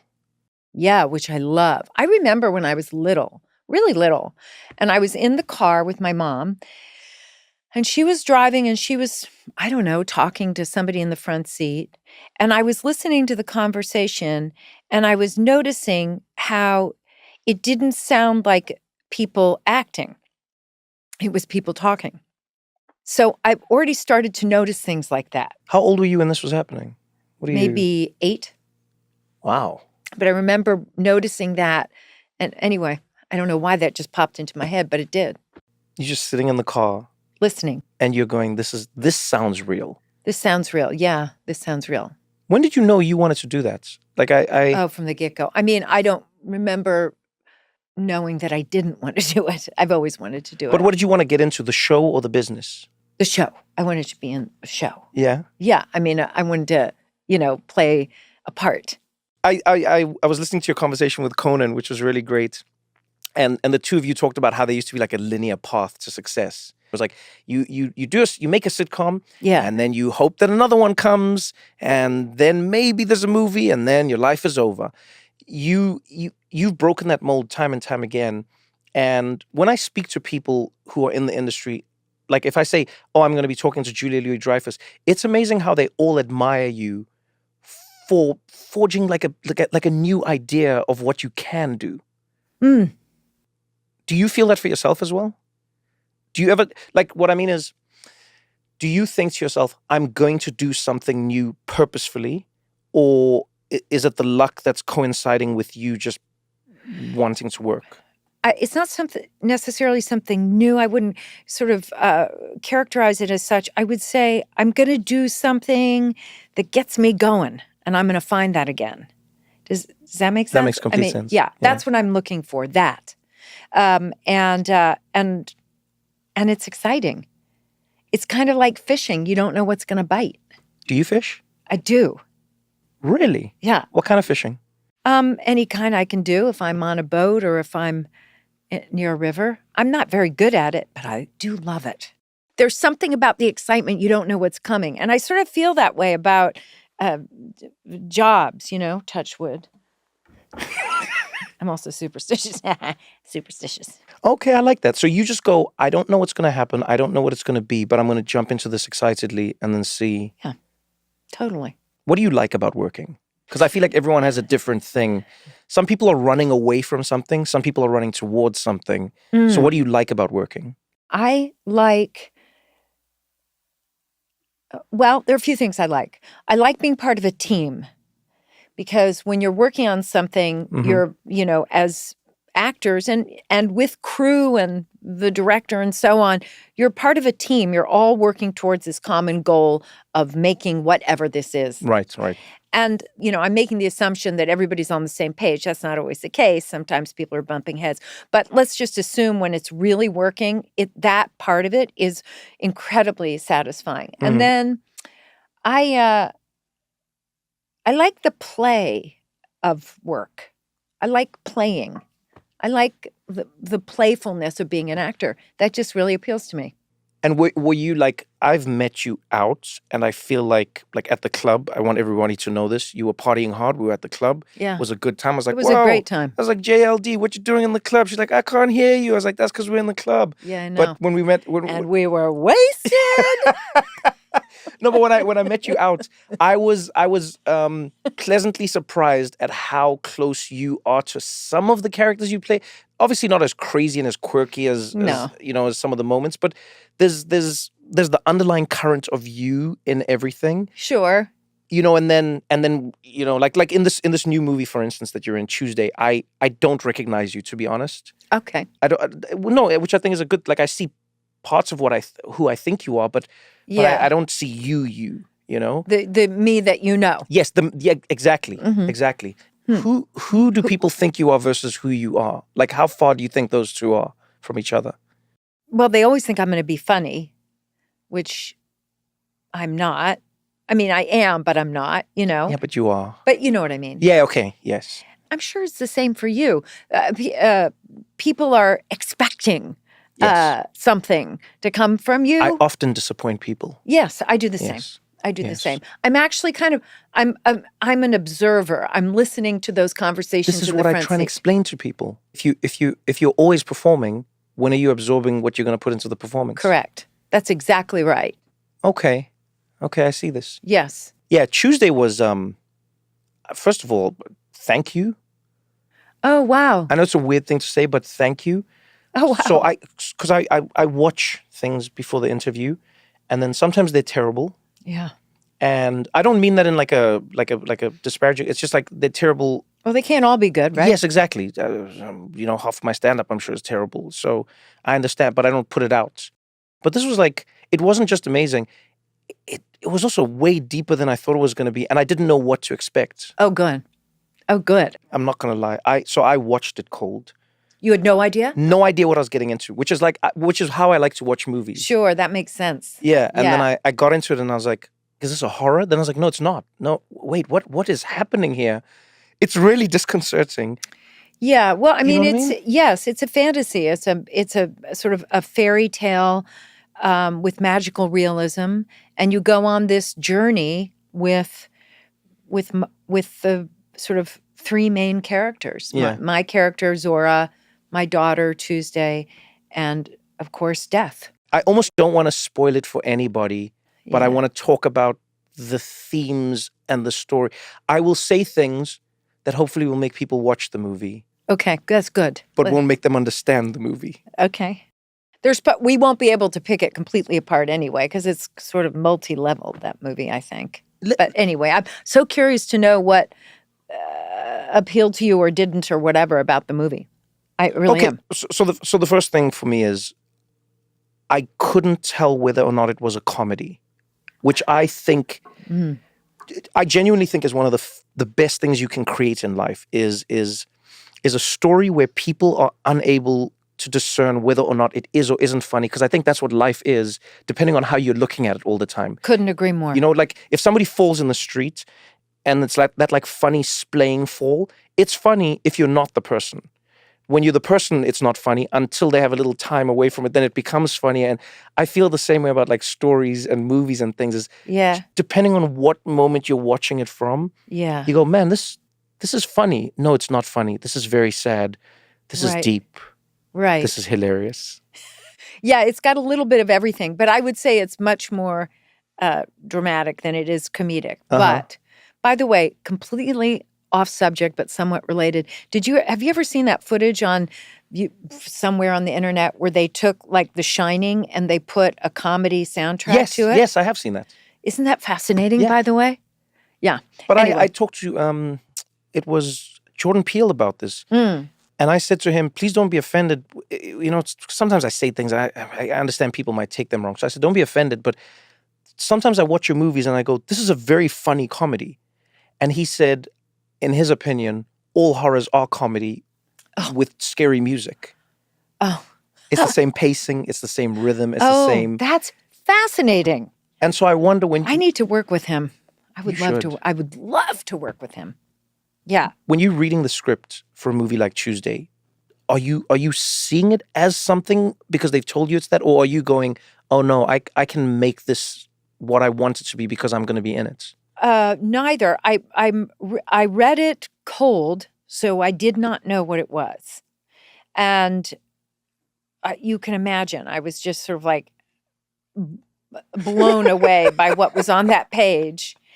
And was really quite immediately intrigued, but had to get some understanding of what the writer-director, what her vision was here. And because there is animation in it, I wanted to make sure what she was thinking about vis-a-vis the animation. Because, like, if that animation doesn't work, this thing is going to be a piece of crap. I didn't even think of it as animation now. I know, although it was played by this extraordinary actor named Arinze Kene, who is this great British actor, and he was with us the entire time. He is a cast member in the movie, and then they animated over him. So we were playing scenes with him. Okay, so I thought it was a parrot, but then I was told it's a macaw, whatever. But it's a kind of a exaggerated version of a macaw. It's a fantastical version because macaws don't really look like that. They're not that color. They're not, blah, blah. And of course, he morphs throughout the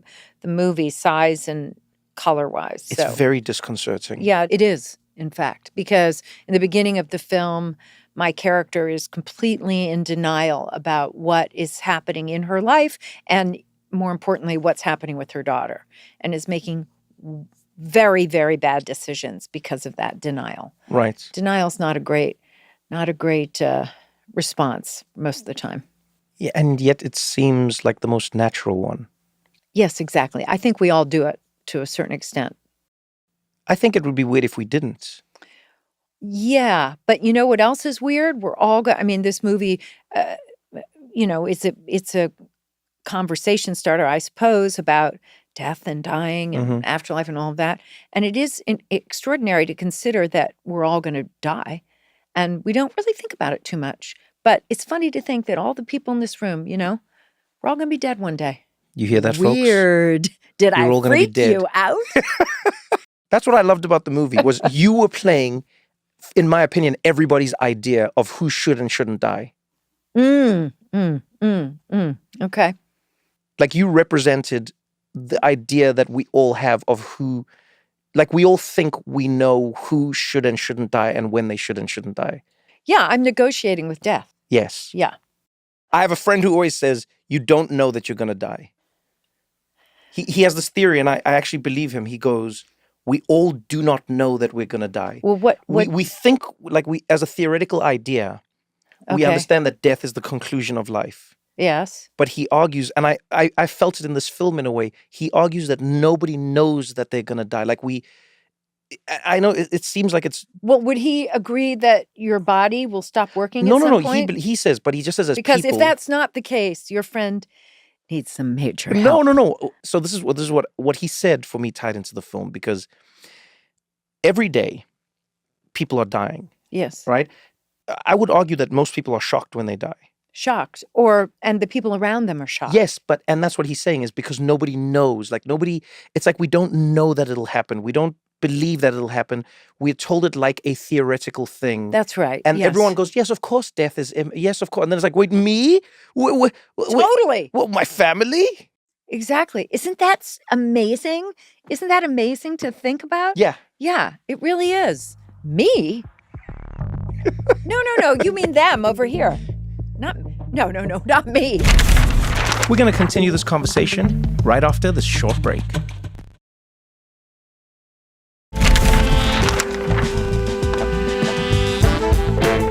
Okay, so this is what I wanted to ask you about, comedy-wise. I'm fascinated by physical comedy. Mm-hmm. It's really fun, isn't it? It is both the lowest form of comedy and simultaneously the highest. Yes.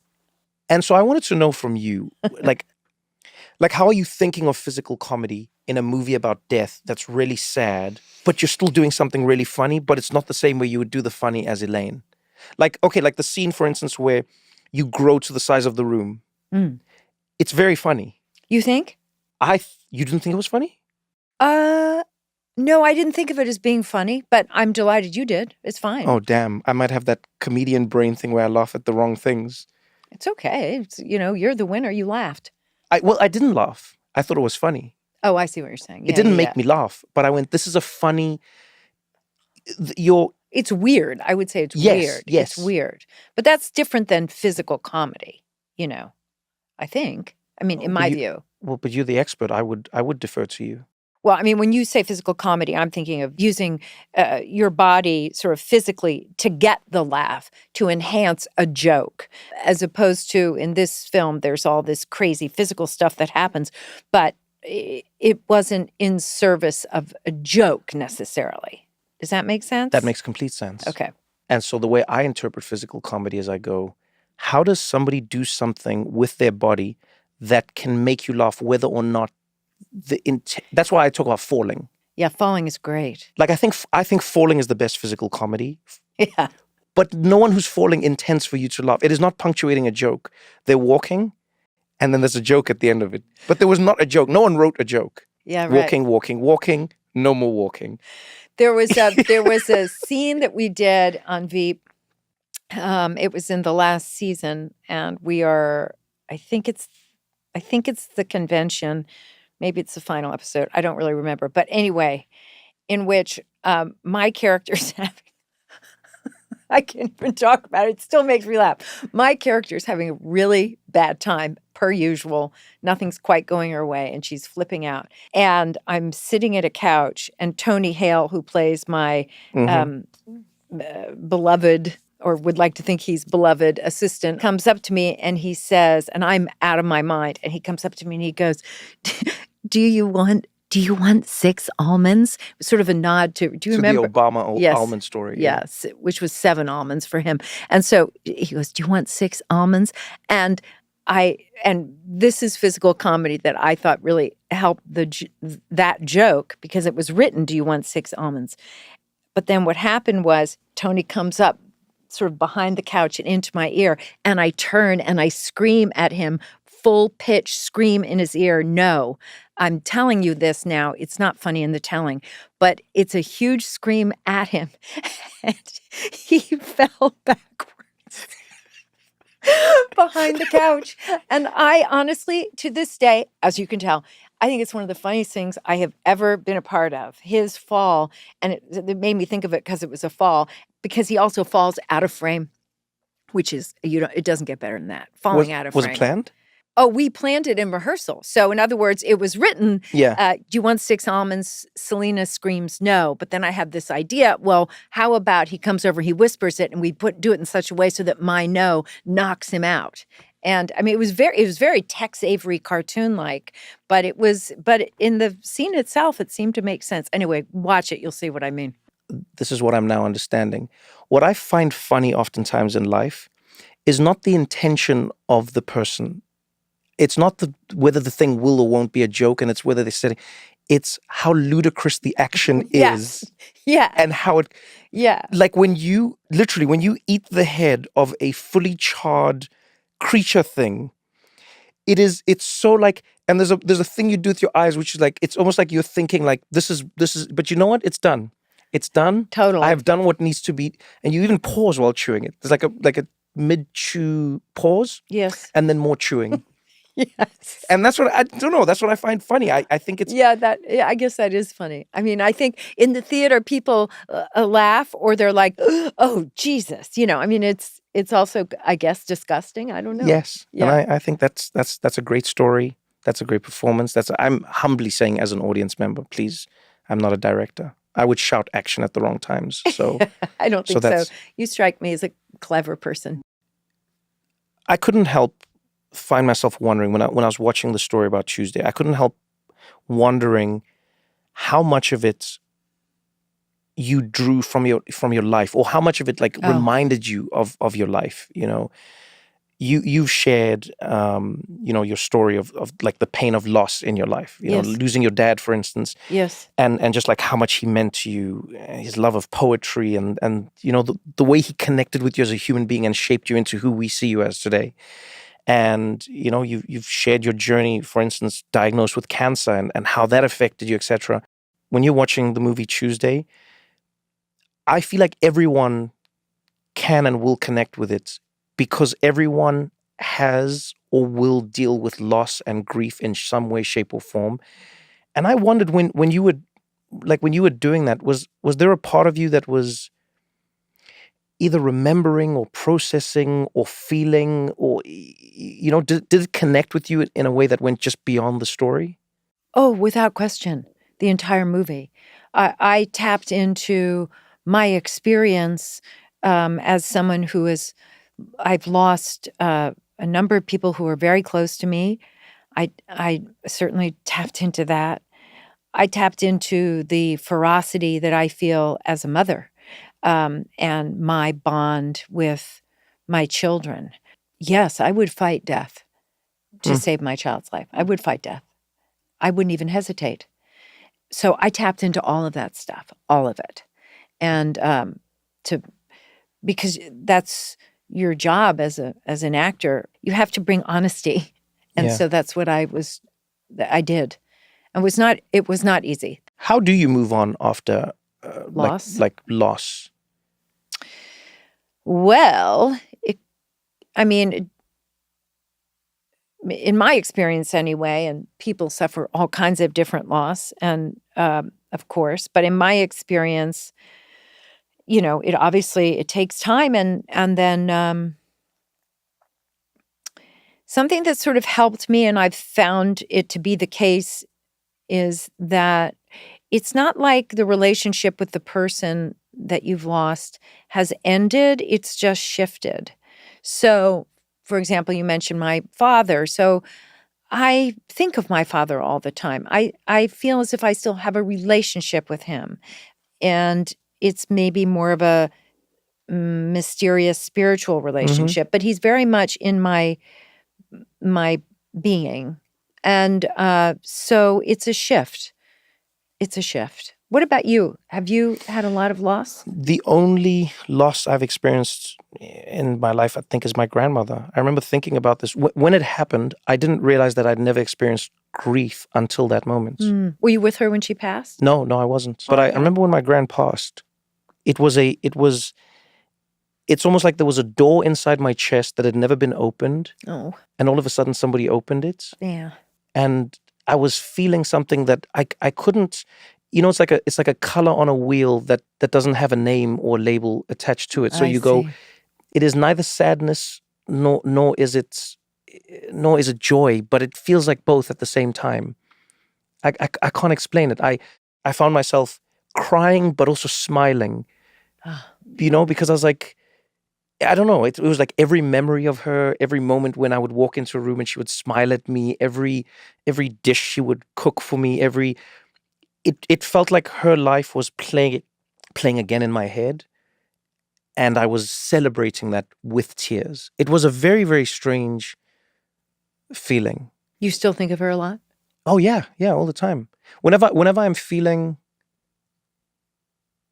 lost is the wrong word, but whenever I'm feeling a little unmoored, there'll just be moments where I go to a mirror and look at yourself the way your grandmother looked at you. Oh, that's very moving. Do you know what I mean? Yeah. Because I feel like that's oftentimes what it is. Going back to the film, funny enough, I think sometimes what we're not trying to lose is not the other person per se, but it's what the other person holds of us in them. Yeah. Totally, 100%. And that's something that I loved in the way you were portraying this mom. At the beginning, she seems overwhelmed, overworked, like doesn't have time for it, or can't even have the conversation. Like when your daughter in the movie says, "Can we speak?" and she's like, "Let's speak tomorrow." And then it's amazing to see that shift when going back to we know we're gonna die or we know somebody's gonna go. It's like, oh, actually, I do have the time. Actually, I should make the time because I'm not just losing you, I'm losing a piece of me that is in you. Mm-hmm. Mm-hmm. And so that was, that's why I say thank you. Because I clearly laughed at moments where it wasn't funny. I still say thank you, though. Don't go anywhere, because we got more What Now after this.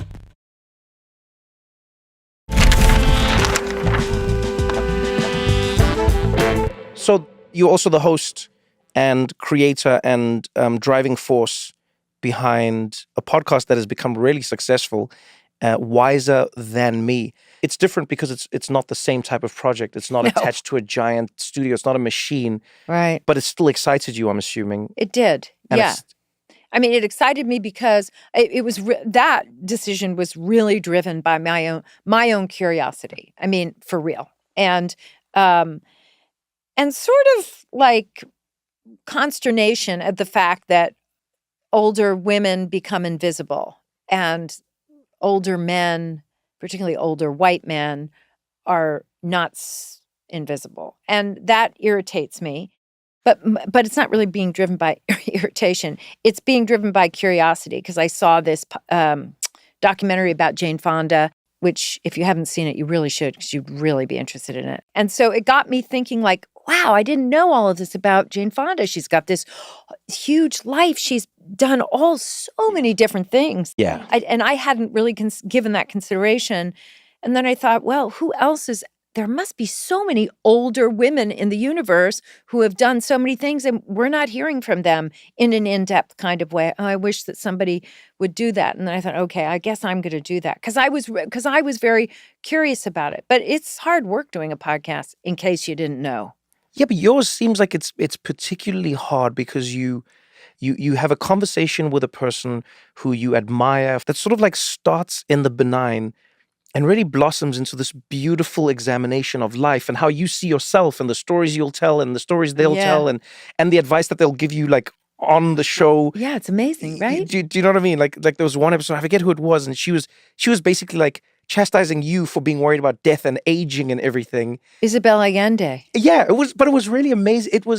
It feels like you are, in a way, connecting us with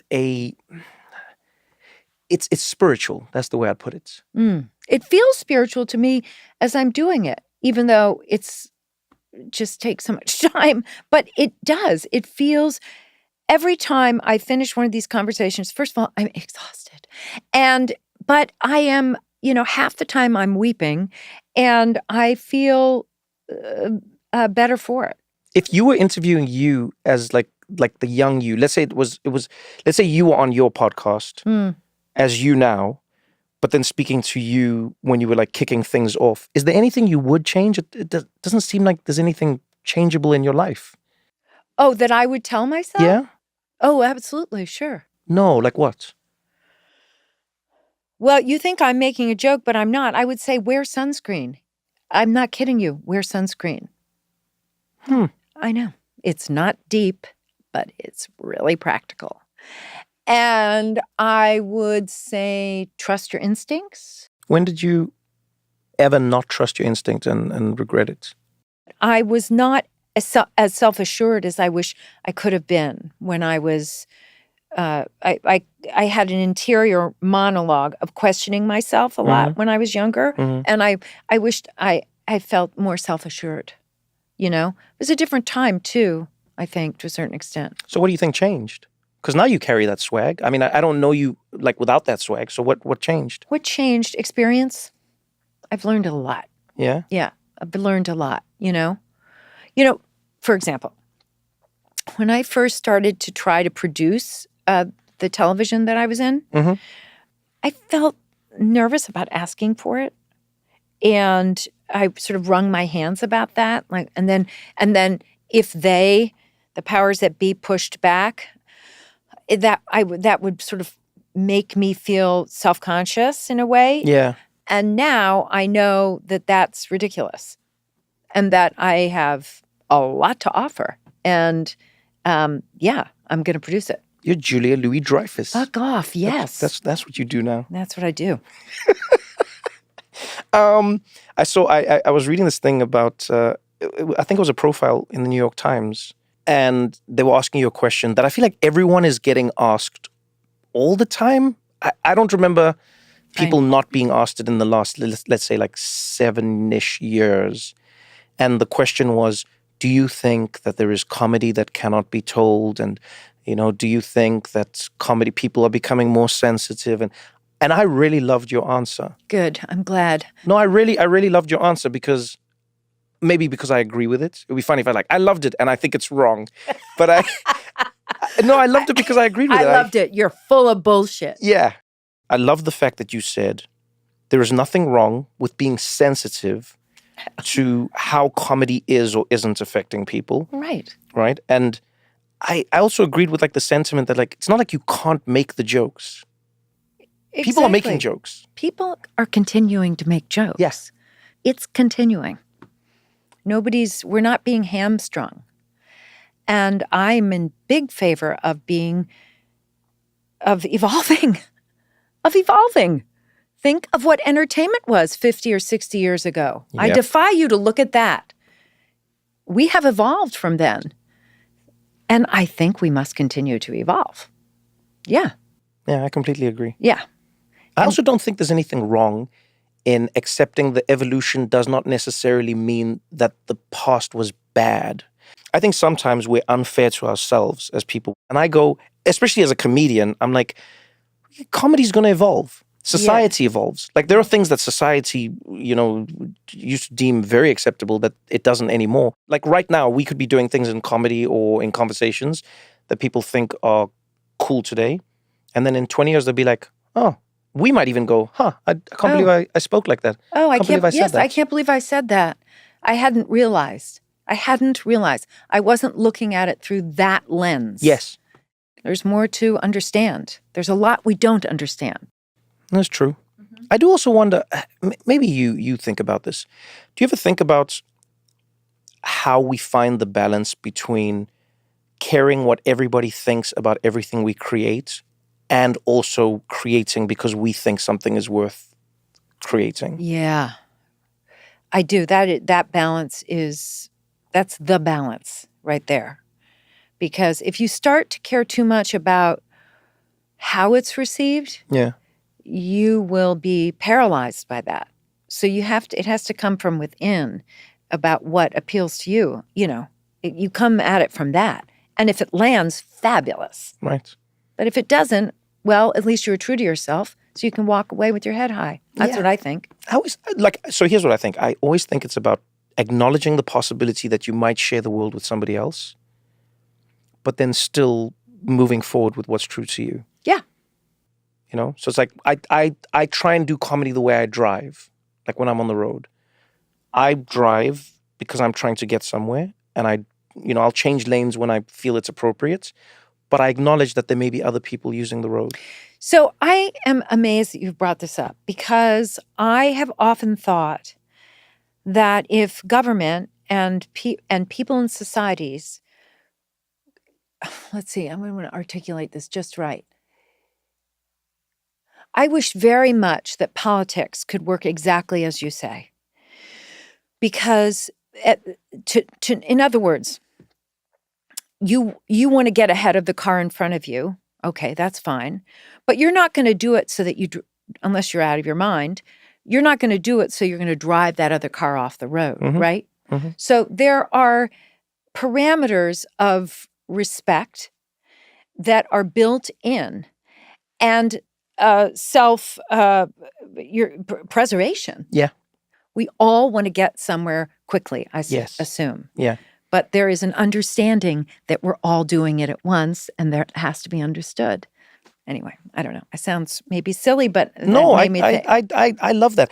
I think it's because here's what I could be wrong. I think what's happened in the world is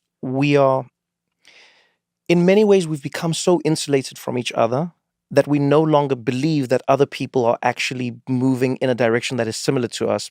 There was something that we should never take for granted about everyone watching the same show, even if you didn't like it, but having a similar point of reference about what reality is and where you want to go and how you see other people. Yes. And I think politics is the same now. We now exist in a space where people go, it's me and it's you, and you not trying to do the same thing. I don't even think your kids are real human beings. Are they kids? It's me or you. Yes, exactly. Zero sum. And I feel like going back to the beginning of this, like with comedy, I don't think comedy is a zero-sum game. I think it is possible to laugh with and at people with them knowing that it is like they're doing it with you as well. Does that make sense? Totally. And to that point, so I had the great honor to meet Supreme Court Justice Elena Kagan. Oh, wow. This was a number of years ago. This was back when Veep was on the air. And she told me that she and Justice Scalia, who was alive, obviously, at that time, they would get together weekly and talk about the show. No ways. Swear. And they would talk about the show and what they loved and blah, blah, blah, blah, and laugh about the episode. And that was a dream. That is a dream to me. That is a dream to me. I'm pretty almost 100% sure nothing about any decision Scalia ever made lines up with how I think. However, the fact that he was able to enjoy it and and they were both able to laugh at it. That is magic. That's magic. It is. That It's is magic. That's magic. Yeah. So there you go. Mm. All right. There's a question I ask everybody on the podcast. Okay. Because of the name of the podcast, What Now? And everyone has a different what now for me. After speaking to you, I feel like the what now question for me is more like, what now as you go into this stage of life, if we want to call it that? Because it feels like now you're in a different movie vibe, but also like a different person vibe. Is there a what now for you? Where do we find you and what is the now like that you're moving on to? Oh, well, I feel like I'm just starting. So I feel like I'm just like, I've got a lot more to get done. In life? Yeah. Yeah, I do. I feel like I'm boy. still going. Like, well, I am still going. But what I mean is that there's a lot more that I would like to be able to chew on. Oh. Sink my teeth into. Do you know what it is? Or No, but I just feel that way. That's a great way to be. I'd like to do a musical on film. Yeah, that would be really fun. I like this for you. Mm. I also ask you because I've noticed in a bunch of your interviews, you'll say something like this and then it happens. I don't know if you've noticed that about yourself. No, I haven't. Someone asked you if you'd ever do a Marvel movie and then you were like, yeah, I'll do it, pew, pew. And then you were in one, pew, pew. Yeah. And I just rapped like a week ago. So this Pew, could be... pew, pew, pew. That's the movie, guys. I just gave it away. Spoiler alert. Spoiler alert. But this has been fun. Really fun. I mean, it's really nice to just have a conversation and talk. Yeah. Well, that's what I've selfishly always wanted to do with you. Mm. I think your brain is probably one of the most powerful and interesting brains. And because it's like societally, it's not acceptable to like take brains out of heads. And I like to then speak to the person who has the brain in them and try and understand a little bit of the magic that it contains. Do you want me to, like, when I die, do you want my brain to examine I wouldn't it? be able to understand it. I would like that, but I wouldn't be able to understand it. So then I would just have a mushy thing. In formaldehyde sitting on your bookshelf. Yeah, it's not great. This is what I would like. This is what and this is what you gave me. I hope one day there's just like a museum of all your works. Yeah, I'd like there to be a museum too. You know what I mean? I'd like a museum. That'll be my next thing. I need a museum. I think it would be great. Think about it. We walk through the Yeah. museum of your performances, your comedy, your drama, your life, your impact. Yeah. I think you might even be shocked at how amazing that museum would be. Can I tell you something? First of all, you have a lifetime membership to that museum. Thank you very much. I'm giving that to you right now. And if anyone's listening and they want to donate to the Louis Dreyfus Brain Museum Fund, we'll get you the HTTP, et cetera. Right. Okay. Yeah, we'll put the link up. Okay, we'll put great. the link up. This was so much fun. Thank you Likewise, again. I feel the same. Yeah, thank you for being. Thank I you. hope there's not too much selling of the movie as you carry on. No, but also just the right amount. Yes, so people just see it. Go and see it. That's the one thing I will say to everyone. Go and see it because it is a fascinating, funny for me in more parts than maybe for you, possibly disgusting, but all around beautiful exploration into the meaning of life by examining death at our door. There we go. Perfect. Thank you.